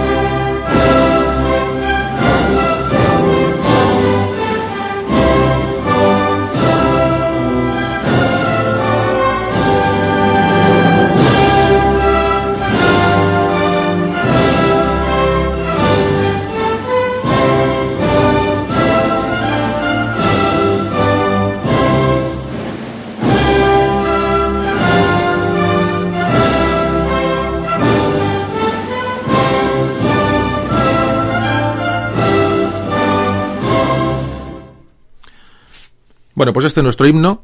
Un himno que, bueno, que nos debería de identificar a todos. Como todos los símbolos deben de ser respetados y bueno, y afectan a... Son propiedad, digamos, de una sociedad. Y un himno que, aunque estos podcasts, digo, no me gusta hacer comentarios que luego pueden, bueno, que pasen con el tiempo pueden ser interpretados, sean difíciles de interpretar, pero como todos sabéis, recientemente, bueno, pues el himno nacional ha sido silbado, ha sido pitado sobre todo en las finales de la Copa del Rey de Fútbol, aprovechando la presencia del Rey y tal, cuando han jugado equipos que representaban a algunos catalanes, a algunos vascos, pues la gente ha silbado el himno. Se han repartido pitos en la entrada y el personal se ha dedicado a silbar el himno nacional, evidentemente en un acto de absoluto analfabetismo, no tiene otra calificación. No se puede silbar un himno de nadie, evidentemente, ni se puede ultrajar una bandera, ni se puede los símbolos de todos, pero no solamente el español, hay que respetar absolutamente todo. Yo recuerdo, hacía unos años, me gusta mucho el fútbol, evidentemente, no sé si alguna vez lo he comentado, hace mucho que no voy realmente, pero bueno, una época en que iba mucho. Me acuerdo que hace unos años fui a un partido de selección y jugaba España con Dinamarca, me acuerdo perfectamente, porque tenía delante un grupo de daneses, ahí todos los rubios con sus bufandas y tal, y sonó el himno de Dinamarca. Y en un campo de fútbol de 50 o 60 mil personas, bueno, aunque haya 1.000 o 2.000 idiotas que silben un himno, pues se oye mucho. Entonces, se oían los pitos de la gente al himno de Dinamarca. Un partido, no sé si era amistoso, no recuerdo. Bueno, si no era amistoso, era un partido de trámite. Realmente da igual amistoso, da igual. Pero bueno, encima era un partido que tampoco tiene mucha trascendencia. No había ni siquiera emoción ni tensión en el ambiente. ¿Qué va? Pues hubo ahí, pues no sé, 1.000, 2.000 idiotas, me imagino, o desinformados o indocumentados que silbaron el himno de Dinamarca. Claro, yo los tenía a esta gente y de verdad que me da ganas de meterme debajo del asiento. O sea, me da ganas hasta de pedirles perdón, en serio. O sea, lo digo sinceramente. Se miraban entre ellos, decía, joder, están silbando el himno. O sea, no lo entendían, ¿no? No lo entendían. Lógicamente no lo entiende nadie. Y ya que, bueno, que propios españoles sirven el himno nacional, además con la presencia del rey y tal, aparte de una actitud, bueno, que se permite lo que se permite, pero es cobarde, es propia, pues, de gente desinformada, es propia de, pues eso, de lechoncillos, ¿no? De lechoncillos desinformados, porque no tiene otra explicación, es decir, no tiene otra explicación. Por mucho que se le busque, no la tiene. Es más que la falta de formación.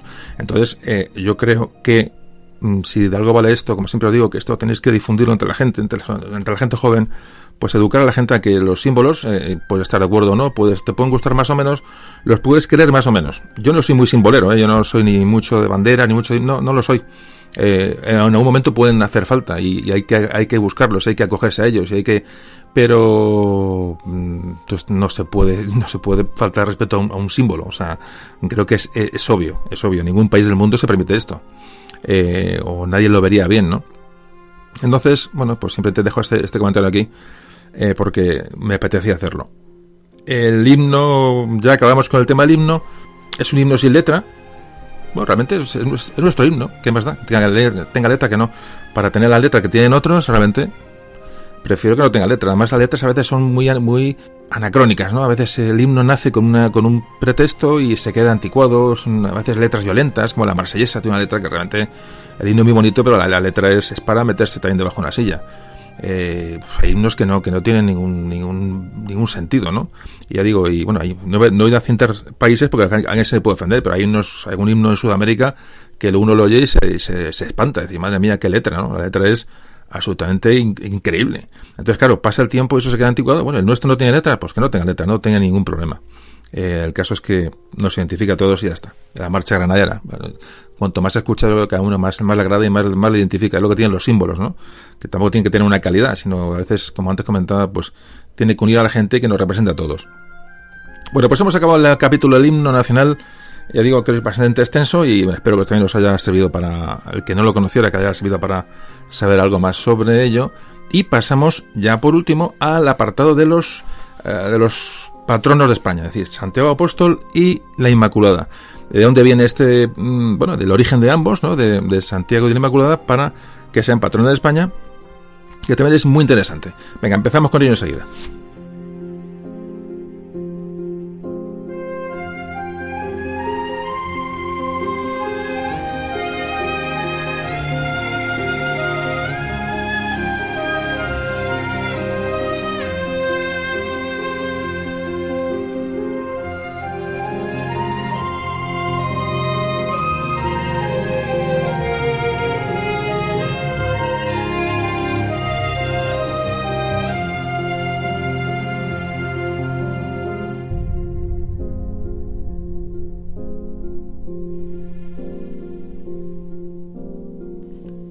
Bueno, pues comenzamos con el patrón de España, con Santiago Apóstol. Bueno, vamos a empezar un poco la historia de dónde viene todo, de dónde viene Santiago, de dónde viene el origen de que sea nuestro patrón. Hay pocas pruebas históricas que realmente demuestren que el apóstol viajara realmente a la península. Claro, es que ni para sí, ni para bien ni para mal. Es decir, que en pruebas hay muy poco de todo, y más cuando estamos remontando al siglo I, ¿no? Bueno, pues este Santiago era Santiago de Cebedeo. Se le conocía como Santiago el Mayor, que hoy es patrón de España y de Galicia a la vez. Bueno, según mucha transmisión oral de la que siempre hemos hablado y hay que respetar y hay que tomar en cuenta, que Santiago, que era uno de los apóstoles de Jesucristo, parece que desembarcó en la Hispania romana, en la Bética concretamente, y caminando subió por una vía romana que unía la Itálica con Mérida, y luego siguió hasta hacia lo que hoy es Portugal, hacia Coímbra y Braga, y terminó en Iria Flavia, que es hoy, bueno, pues prácticamente una pequeña aldea que se ha convertido en lo que hoy es Padrón, en el pueblo de Padrón en Galicia. Bueno, pues allí en Iria Flavia parece que donde Santiago acabó su periplo por la península. Después de esto regresó a Jerusalén, y en el año 44 fue decapitado en Jerusalén, y sus discípulos recogieron su cadáver y lo embarcaron otra vez en dirección a Hispania, a la Hispania romana. Y ya digo, según estas tradiciones que nos han llegado, bueno, pues la nave llegó otra vez a Galicia y fue trasladado al lugar donde hoy está construida la Catedral de Santiago de Compostela. Parece que, como se cuenta que Santiago predicó por última vez en Iria Flavia, allí en lo que es en España, parece que sus discípulos le trasladaron, digamos, tras ser decapitado, a su lugar donde hizo sus últimas conversiones, su último apostolado. La leyenda dice que la barca que trasladó los restos de Santiago, decía que era una barca de piedra, la leyenda, imaginaos la cuestión, y había sido pilotada por Teodoro y Atanasio, que eran los discípulos del apóstol Santiago. Bueno, pues cruzaron el Mediterráneo, pasaron el estrecho de Gibraltar y llegaron a la ría de Arousa, amarraron la barca en un pedrón, le llaman un pedrón, a orillas del río Sar, y este pedrón es el mismo que va a dar nombre a la localidad coruñesa de Padrón, que es la teoría del origen del nombre que tiene hoy el pueblo, la ciudad de Padrón. Hoy esta piedra, donde se supone que se ató la barca en la que traía los restos del apóstol, se puede visitar hoy en la iglesia de Santiago, en el pueblo de Padrón. Así, haciendo un comentario, un inciso, este verano he hecho un viajecito por Asturias y Galicia. Y bueno, maravilloso viaje. Tuve la suerte de ir a Flavia, y no lo conocía, y Padrón, nunca había estado. La verdad que es maravilloso. Y ahí está, pues se puede encontrar en la iglesia de Santiago, que está en un alto. Según vais por ahí, no lo perdáis. Está la piedra o el pedrón este que comentábamos, donde supuestamente se ató la barca que trajo los restos del apóstol hasta Galicia. Un viaje, la verdad, que muy gratificante. Viaje, además, bueno, en este viaje, voy a hacer un pequeño inciso. Luego seguimos hablando de Santiago. Me ha venido a la memoria, porque sí me gusta un poco recomendar lugares. Aparte de Padrón, por Santiago de Compostela, que no haya estado, evidentemente hay que ir a Santiago, que os voy a contar Santiago de Compostela, para creyentes y no creyentes, es decir, es un lugar de obligada visita. Bueno, pues en Galicia hay muchas cosas que ver, ni os cuento. Pero yo no conocía un sitio, y cuando uno no conoce un sitio y le llega y le sorprendes, cuando realmente más te queda en la memoria. Bueno, pues este lugar que yo no conocía, es la Basílica de San Martín de Mondoñedo. No sé, me imagino que muchos la conocéis. Para los gallegos la llaman San Martiño. Bueno, pues San Martiño, que está en Lugo, está cerca de... ¿Qué pueblo está cerca? Foz, sí, Foz. Está al lado, muy cerquita de Foz. Sí, seguro, Foz. Es que esto no lo tenía preparado. Es la Basílica de San Martín de Mondoñedo. Bueno, es una basílica de verdad. Repito, yo no imaginaba que iba a encontrarme con aquello. No me lo imaginaba. Para nada. Entonces, hay muchas cosas que ver, de verdad. Además, recuerdo que estábamos solos. Ahí no había absolutamente nadie. Veníamos de la playa de las Catedrales, que sí, que es un monumento natural impresionante, no quepa duda a nadie. Bueno, los que la conozcáis, pero no deja de ser un monumento natural. En las playas de las Catedrales había que pedir audiencia para poder entrar, para poder bajar allí. Entonces dices, madre mía, y uno va a la Basílica de San Martín de Mondoñedo y no había nadie. Es que realmente es No sé si sorprende, indigna, preocupa, no sé la palabra que es, pero no tiene ningún tipo de lógica. Bueno, pues lo que voy. Por favor, si vais por Lugo, nomás está cerquita de la costa, no a un viaje costero, por favor, no, en Foz no os perdáis la Basílica de San Martín de Mondoñedo. Yo por lo menos le digo, habrá monumentos mejores, pero la sorpresa que a mí me produjo encontrarme con aquello, no tiene, de verdad, no. Me pasó igual que con la iglesia de otro San Martín de Tours en Fromista, en Palencia. Me pasó exactamente lo mismo. No imaginé nunca encontrarme con una cosa semejante. Para nada. Son diferentes, pero quizás me quedo con la de Mondoñedo. Es impresionante. Una basílica antiquísima, románica. Bueno, por favor, si podéis pasar por allí.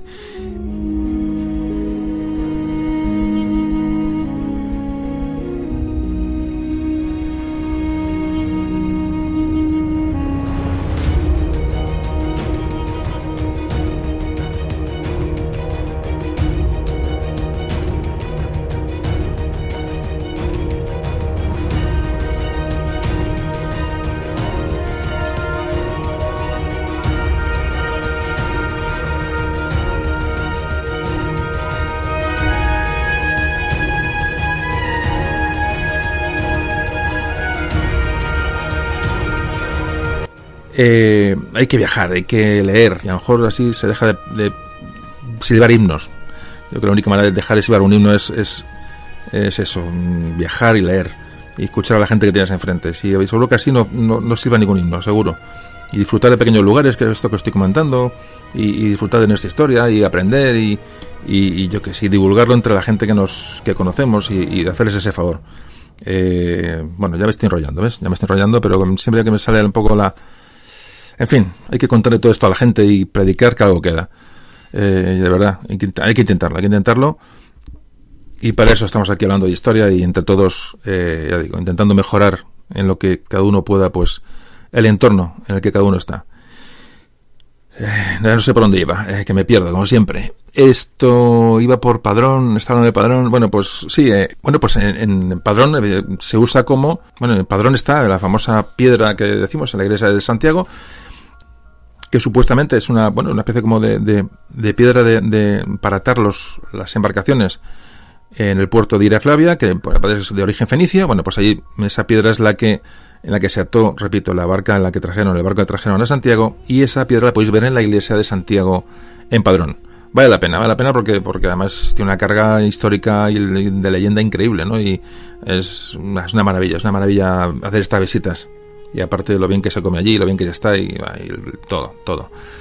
Hay que moverse y hay que viajar. Bueno, sobre todo si conocemos la historia del lugar. Me sigo enrollando.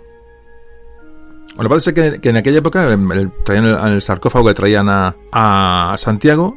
Bueno, parece que lo desembarcaron y lo llevaron al castillo de la reina Lupa, la conocida reina Lupa, que era la que en un momento gobernaba pues aquellas tierras. La leyenda sigue contando que parece que el cuerpo del apóstol, al ser depositado sobre una losa de piedra, que la derritió. Bueno, la reina, que parece que sospecha que son magos los que traen al cuerpo del apóstol, los mandan encarcelar. Unos ángeles liberan a estos apóstoles, y al final dice, bueno, para que se lleven, les devuelve el cuerpo, y dice que se lo lleven de allí, pero les da, para hacerle la cosa más complicada, una carreta que les tirada por toros bravos. Imaginaos la cuestión. Así que, bueno, parece que los apóstoles también de una manera milagrosa los convierten en toros mansos y lo entierran, pues donde está la actual catedral de Santiago de Compostela, el lugar donde estos apóstoles entierran el cuerpo del apóstol. Pues hay persecuciones romanas de los cristianos en la península. En la Hispania romana su tumba ya es abandonada en el siglo III. Sí, se pierde un poco la pista de esta tumba, y parece que esta tumba es descubierta por un ermitaño, por un tal Pelayo, en el año 814. Que ve unas señales en el cielo, descubre la vieja tumba del apóstol Santiago, y este hecho es reconocido por el obispo de Iria Flavia, que lo ve como un milagro. Solo le informa del hecho a Alfonso II de Asturias, y el rey Alfonso II de Asturias ordena la construcción de una capilla en el lugar donde se han encontrado los restos del apóstol Santiago. Esta capilla va evolucionando, se construye una iglesia prerrománica y románica posteriormente, y al final ya se empieza a convertir en un centro de peregrinaje, como todos sabéis. Y nos llegamos hasta el año 997, donde, como hablábamos en el podcast de la frontera del Duero, bueno, pues Almanzor llega hasta Santiago de Compostela y arrasa la ciudad. No toca el sepulcro del apóstol, parece ser, pero sí se lleva las puertas y las campanas de la iglesia, dicen que portadas a hombros por prisioneros cristianos que lo llevan hasta Córdoba y se ponen en la mezquita de Córdoba. Cuando Córdoba es reconquistada por Fernando III de Castilla, hablamos del año 1236, pues estas puertas y estas campanas fueron devueltas no a Santiago, sino a la Catedral de Toledo, donde hoy se encuentran. Posteriormente ya se empieza a construir la catedral, la que hoy conocemos, empieza a construirse en el año 1075 bajo el reinado de Alfonso VI. Bueno, pues todo este relato que hemos hecho hasta ahora mismo, bueno, pues el que ha llegado hasta nuestros días, ¿no? Parte de tradición oral, parte de datos, es decir, un combinado, hasta que llegamos al año 1630, cuando reinaba en España Felipe IV, y el Papa Urbano VIII decreta oficialmente que el apóstol Santiago el Mayor, fuera considerado como patrón de España. Quevedo escribió sobre Santiago y decía: Dios hizo a Santiago patrón de España, que no existía entonces, para que cuando llegue el día pudiera interceder por ella y volverla otra vez a la vida con su doctrina y con su espada. Esto escribe Quevedo sobre Santiago. Bueno, pues Santiago, nuestro patrón, muy anclado en, evidentemente, sentimientos religiosos, en la historia, en la Reconquista, en todo lo que podamos buscar.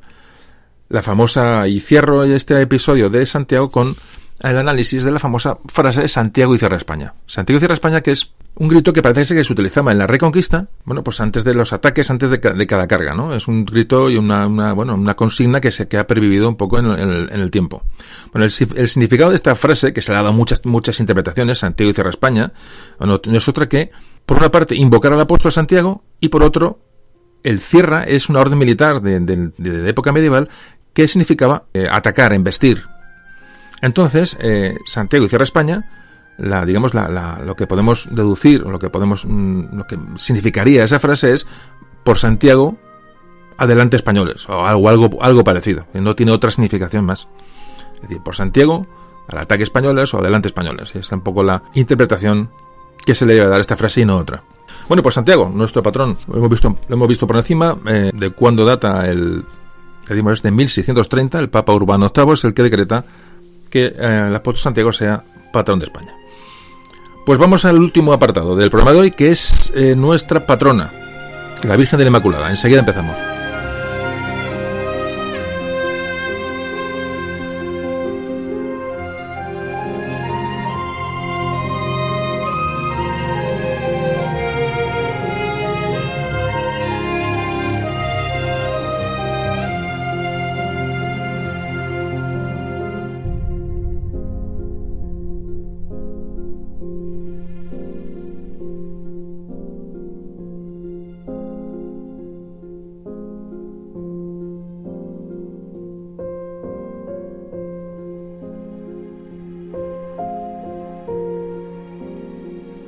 Bueno, pues vamos a hablar de la Inmaculada, la Virgen de Inmaculada, la Inmaculada Concepción, y cuál es el origen de que sea la patrona de España. Bueno, pues el hecho de que la Inmaculada sea patrona de España va íntimamente ligado a un acontecimiento que sucedió en la guerra a los 80 años. Ya digo, como todo arranca de ahí, pues y es parte de Historia de España, pues vamos a cerrar este podcast con este relato que es muy interesante. Bueno, pues nos tenemos que ir al año 1555. En el año 1555, para iniciar la historia, hay que decir que en ese año Carlos I de España, V de Alemania, bueno, pues ya deja por fin el gobierno a su hijo Felipe II, y entre estas zonas a gobernar estaban, por supuesto, los Países Bajos, las tierras más queridas realmente por el rey Carlos I, lógicamente, porque había nacido allí. Al cambiar este gobierno, a la llegada de Felipe II, bueno, pues esto no agradó mucho a los habitantes de los Países Bajos, que vieron a Felipe II, bueno, pues una discontinuidad, era un rey extranjero, que a diferencia de su padre, bueno, Felipe II había nacido en España y además su lengua materna era el portugués. Los flamencos tenían la sensación de estar gobernados por un extranjero. Todo se dispara cuando empieza la crisis entre el catolicismo y el protestantismo en Europa, una guerra de religiones que iba a asolar Europa.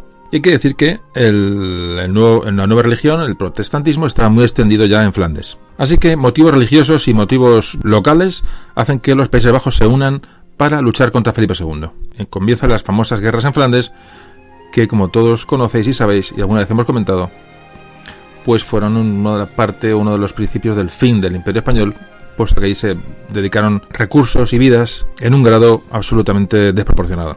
Había comenzado la guerra a los 80 años y Felipe II, pues mandó los tercios a Flandes para intentar sofocar las revueltas. Allí los tercios batallaron durante años y años y años. Hubo allí importantes líderes como Alejandro de Farnesio. Bueno, es un tema que tocaremos algún día, la guerra en Flandes.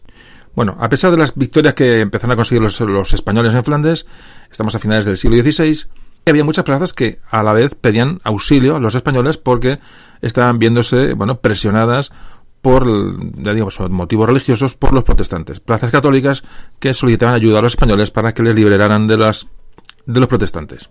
Alejandro de Farnesio recuperó Amberes en el año 1585.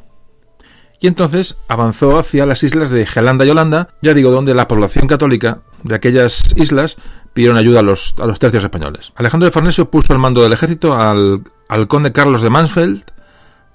Mansfeld recibió órdenes de dirigirse hacia el norte, y a esta fuerza se unió el tercio dirigido por el maestre de campo Francisco de Boadilla. Bueno, y aquí arranca un poco la historia porque diréis, ¿y qué tiene que ver esto con la Virgen Inmaculada? Pues lo vamos a ver enseguida.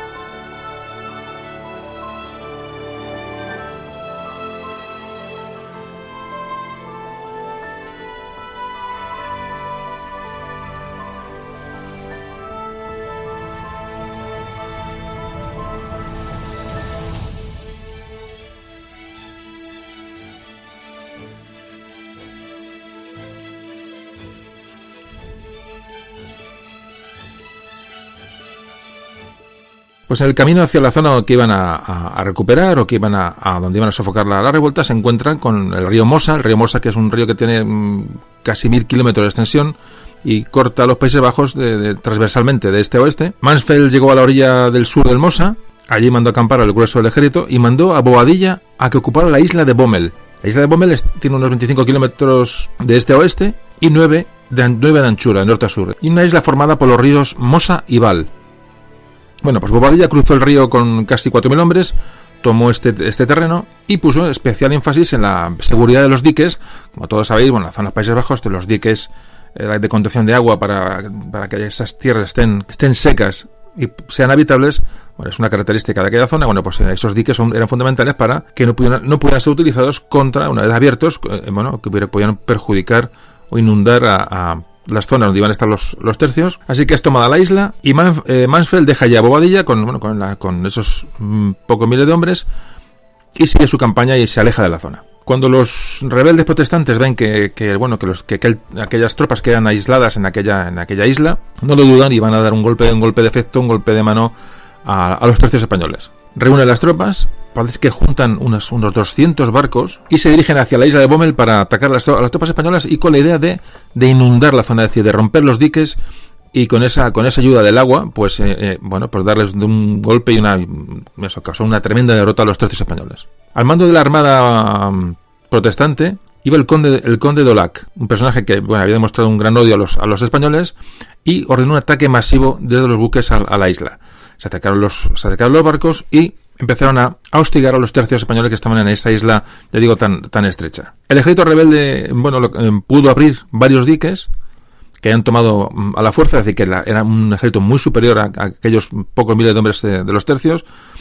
Logran acceder a las compuertas de varios diques y los abren inundando prácticamente pues toda la zona en la que estaban los tercios españoles. Es decir, imaginaros que es una gran corriente de agua de repente que empieza a negar los campamentos de los tercios. Se ven sorprendidos y Bobadilla lo que hace es ordenar retirar a sus hombres antes de que mueran perezcando ahogados y se retiran, abandonan los campamentos y se dirigen hacia la posición más elevada de la isla que se conoce como el monte Empel. Pues fijaos la situación, las tropas de refuerzos, el grueso del ejército español, el ejército de los tercios se estaba alejando de la zona. Y tenemos ahí a un ejército muy inferior, y no solo en la isla, sino encima subido en la parte más alta porque habían inundado los alrededores.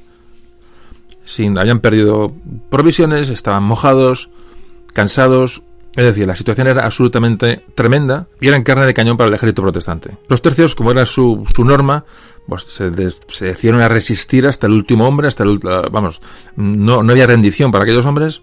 Fueron cañoneados desde los barcos, fuego de mosquetes, y la isla estaba rodeada, un ejército muy superior, casi 200 barcos que habían llegado a acumular. A medida que pasaban las horas, los españoles sabían que la posibilidad de sobrevivir a aquella situación era cero. El grueso de los tercios españoles de Mansfeld fue avisado, llegó un mensaje, logró llegar hasta él, e intentó Mansfeld con unos pocos barcos un plan para romper el cerco sobre ese monte. Si la isla ya era pequeña, imaginaos lo que ya subidos en un pequeño monte, para intentar romper el cerco y salvar a aquellos hombres, pero no se consiguió. Ya digo, pasaban las fechas y los soldados españoles estaban cada vez más hambrientos, sobre todo mojados, superados en número, y estaban prácticamente desesperados, como os podéis imaginar. Realmente se plantearon ya morir como héroes y llevarse consigo a todos los enemigos que pudieran, haciendo una salida desesperada contra aquellos barcos, contra lo que pudieran, porque ya se veían prácticamente sin fuerzas y sin solución.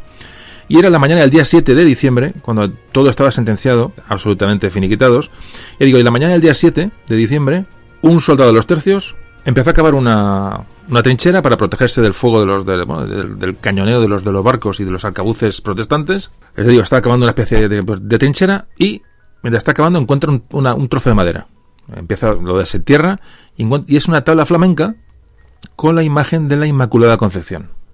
Un cuadro que había sido, seguramente había sido escondido por un católico holandés, para salvarlo de la mano de los protestantes, que tenían absolutamente prohibidas cualquier representación de la Virgen. Este soldado anuncia el hallazgo y construyen un altar de circunstancias. El maestre de campo Boadilla arenga a la gente, decir, mira lo que se ha encontrado, es una señal de protección de la Virgen, una de protección divina, y insta a los soldados a luchar encomendándose a la Virgen de la Inmaculada. Es decir, esto es una señal.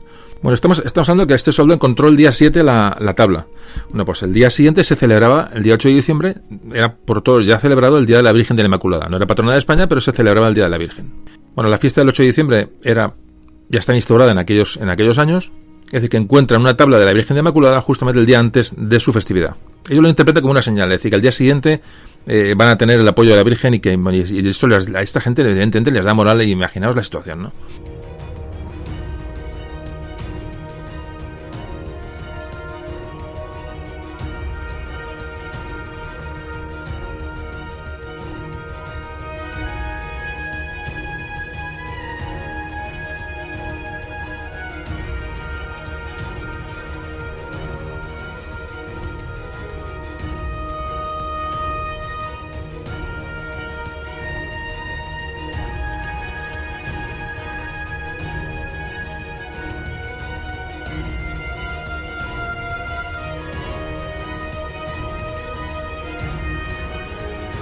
La gente se anima, los tercios animan, Bobadilla toma la iniciativa, reúne a la gente y dice, vamos a ver cómo hacemos. Dice, porque ellos no pensaban que iban a ser, el día 8 saldrían a por los protestantes, pues ya ahora salía la desesperada, prácticamente suicida.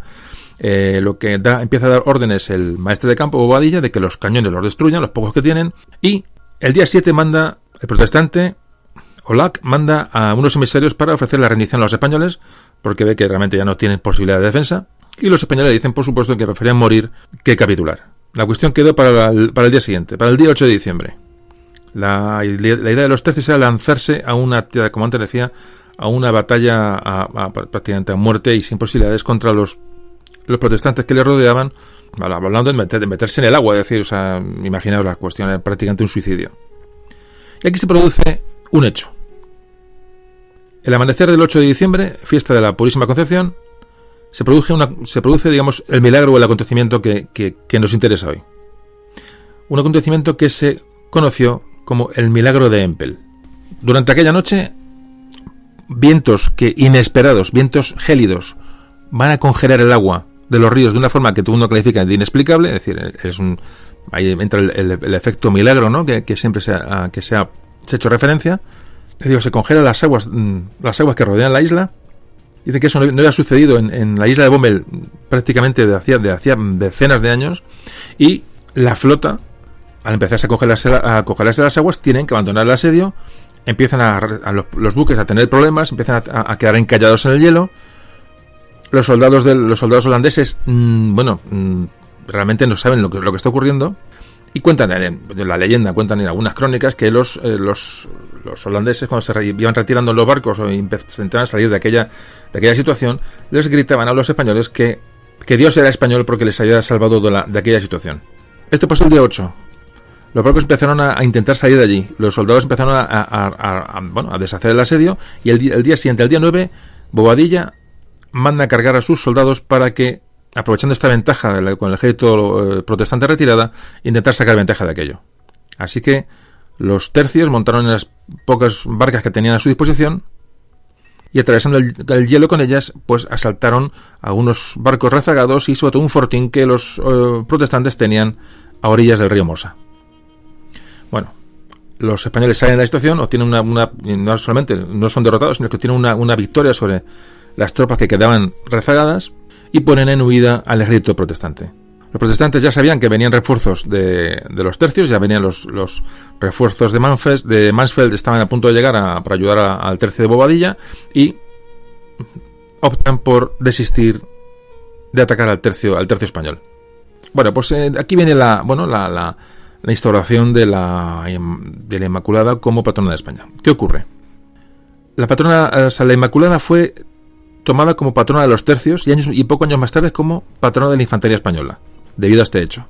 Milagro, intervención divina, lo que sucediera aquella noche, lo cierto es que los soldados sobrevivieron a la situación y pudieron combatir al día siguiente.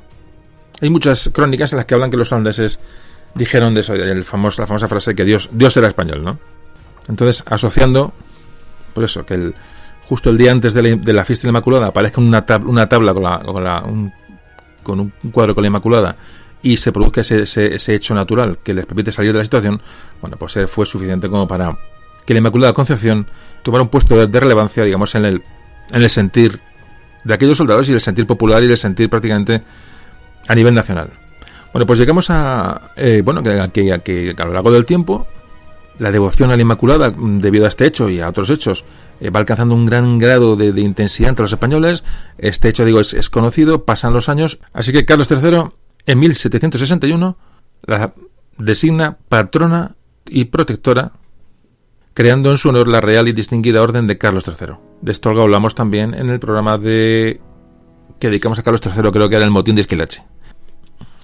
Así que, desde aquello, el 8 de diciembre sigue siendo actualmente la fiesta de la Inmaculada, pero además es fiesta nacional en España porque se declaró su patrona.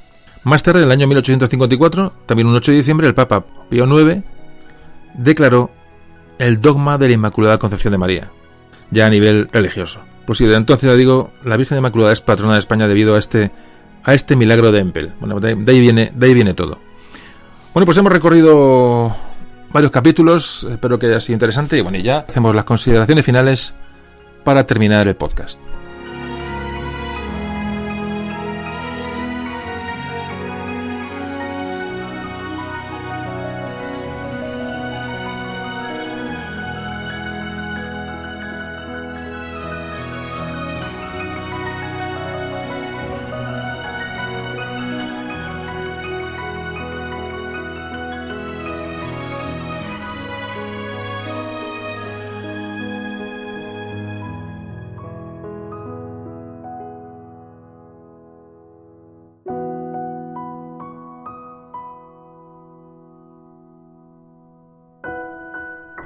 Hoy hemos hablado de símbolos que debemos de respetar, y para respetarlos pues los tenemos que conocer.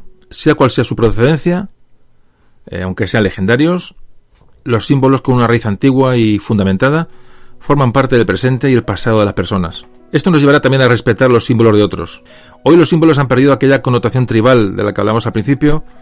Bueno, para algunos no, pero bueno, en general se ha conseguido y se han alejado de ese origen tribal, como comentaba, y se han alejado del primitivo significado, un significado exclusivamente diferenciador. Hoy, afortunadamente, banderas e himnos se relacionan con acontecimientos protocolarios o acontecimientos deportivos, pero esos símbolos nos pueden unir en momentos complicados y hacer que se revivan los lazos con nuestros antepasados. Los símbolos implican unión, nunca fragmentación. Y cuando escuchemos un himno y que cuando veamos una bandera ondeando en el balcón de un ayuntamiento, cualquiera, de cualquier pueblo de España, pues no veamos una bandera como eso, como unos colores, ¿no? Hay que recordar que mucha gente, pues bueno, estuvo bajo esa bandera y tuvo y encontró en ella el arrojo y la capacidad suficiente para una última acción. Por ejemplo, recordar Juan Trafalgar, como Churruca en el navío San Juan Nepomuceno, eso lo contábamos en el podcast de Trafalgar, cómo clavó la bandera española, cómo en aquella época arriar la bandera era síntoma de rendición. Bueno, pues aquel hombre la clavó. Defendieron a aquellos hombres con su vida aquel navío. Es que es antes que pensar a ver aquella bandera, ¿no? Es lo que tenemos que pensar. Son símbolos que hoy nos cuesta traerlos hasta nuestra época. Es difícil, pero gente murió por su bandera. Los últimos de Filipinas tenían su bandera en aquella pequeña iglesia. Es decir, no vamos a empezar a recordar momentos, pero la bandera en sí, en un momento, como antes decía, de dificultad, bueno, pues es un recurso. A muchas personas les ha dado cobijo. Y es un símbolo que debemos respetar como otros. Los nuestros y los de enfrente. Así que, como digo siempre, bueno, espero que este podcast haya servido de algo, que hayáis aprendido, que os haya aportado algo nuevo. Y como siempre os digo, pues sobre todo este en concreto, que habla de cosas que hoy están fuera de la onda, bueno, pues que la gente lo conozca. No está de más. Y para eso, como siempre os digo, os pido la ayuda y espero que lo contéis a quien podáis. Pues nada, hasta aquí hemos llegado. Y espero que pronto estemos aquí juntos hablando de historia de España.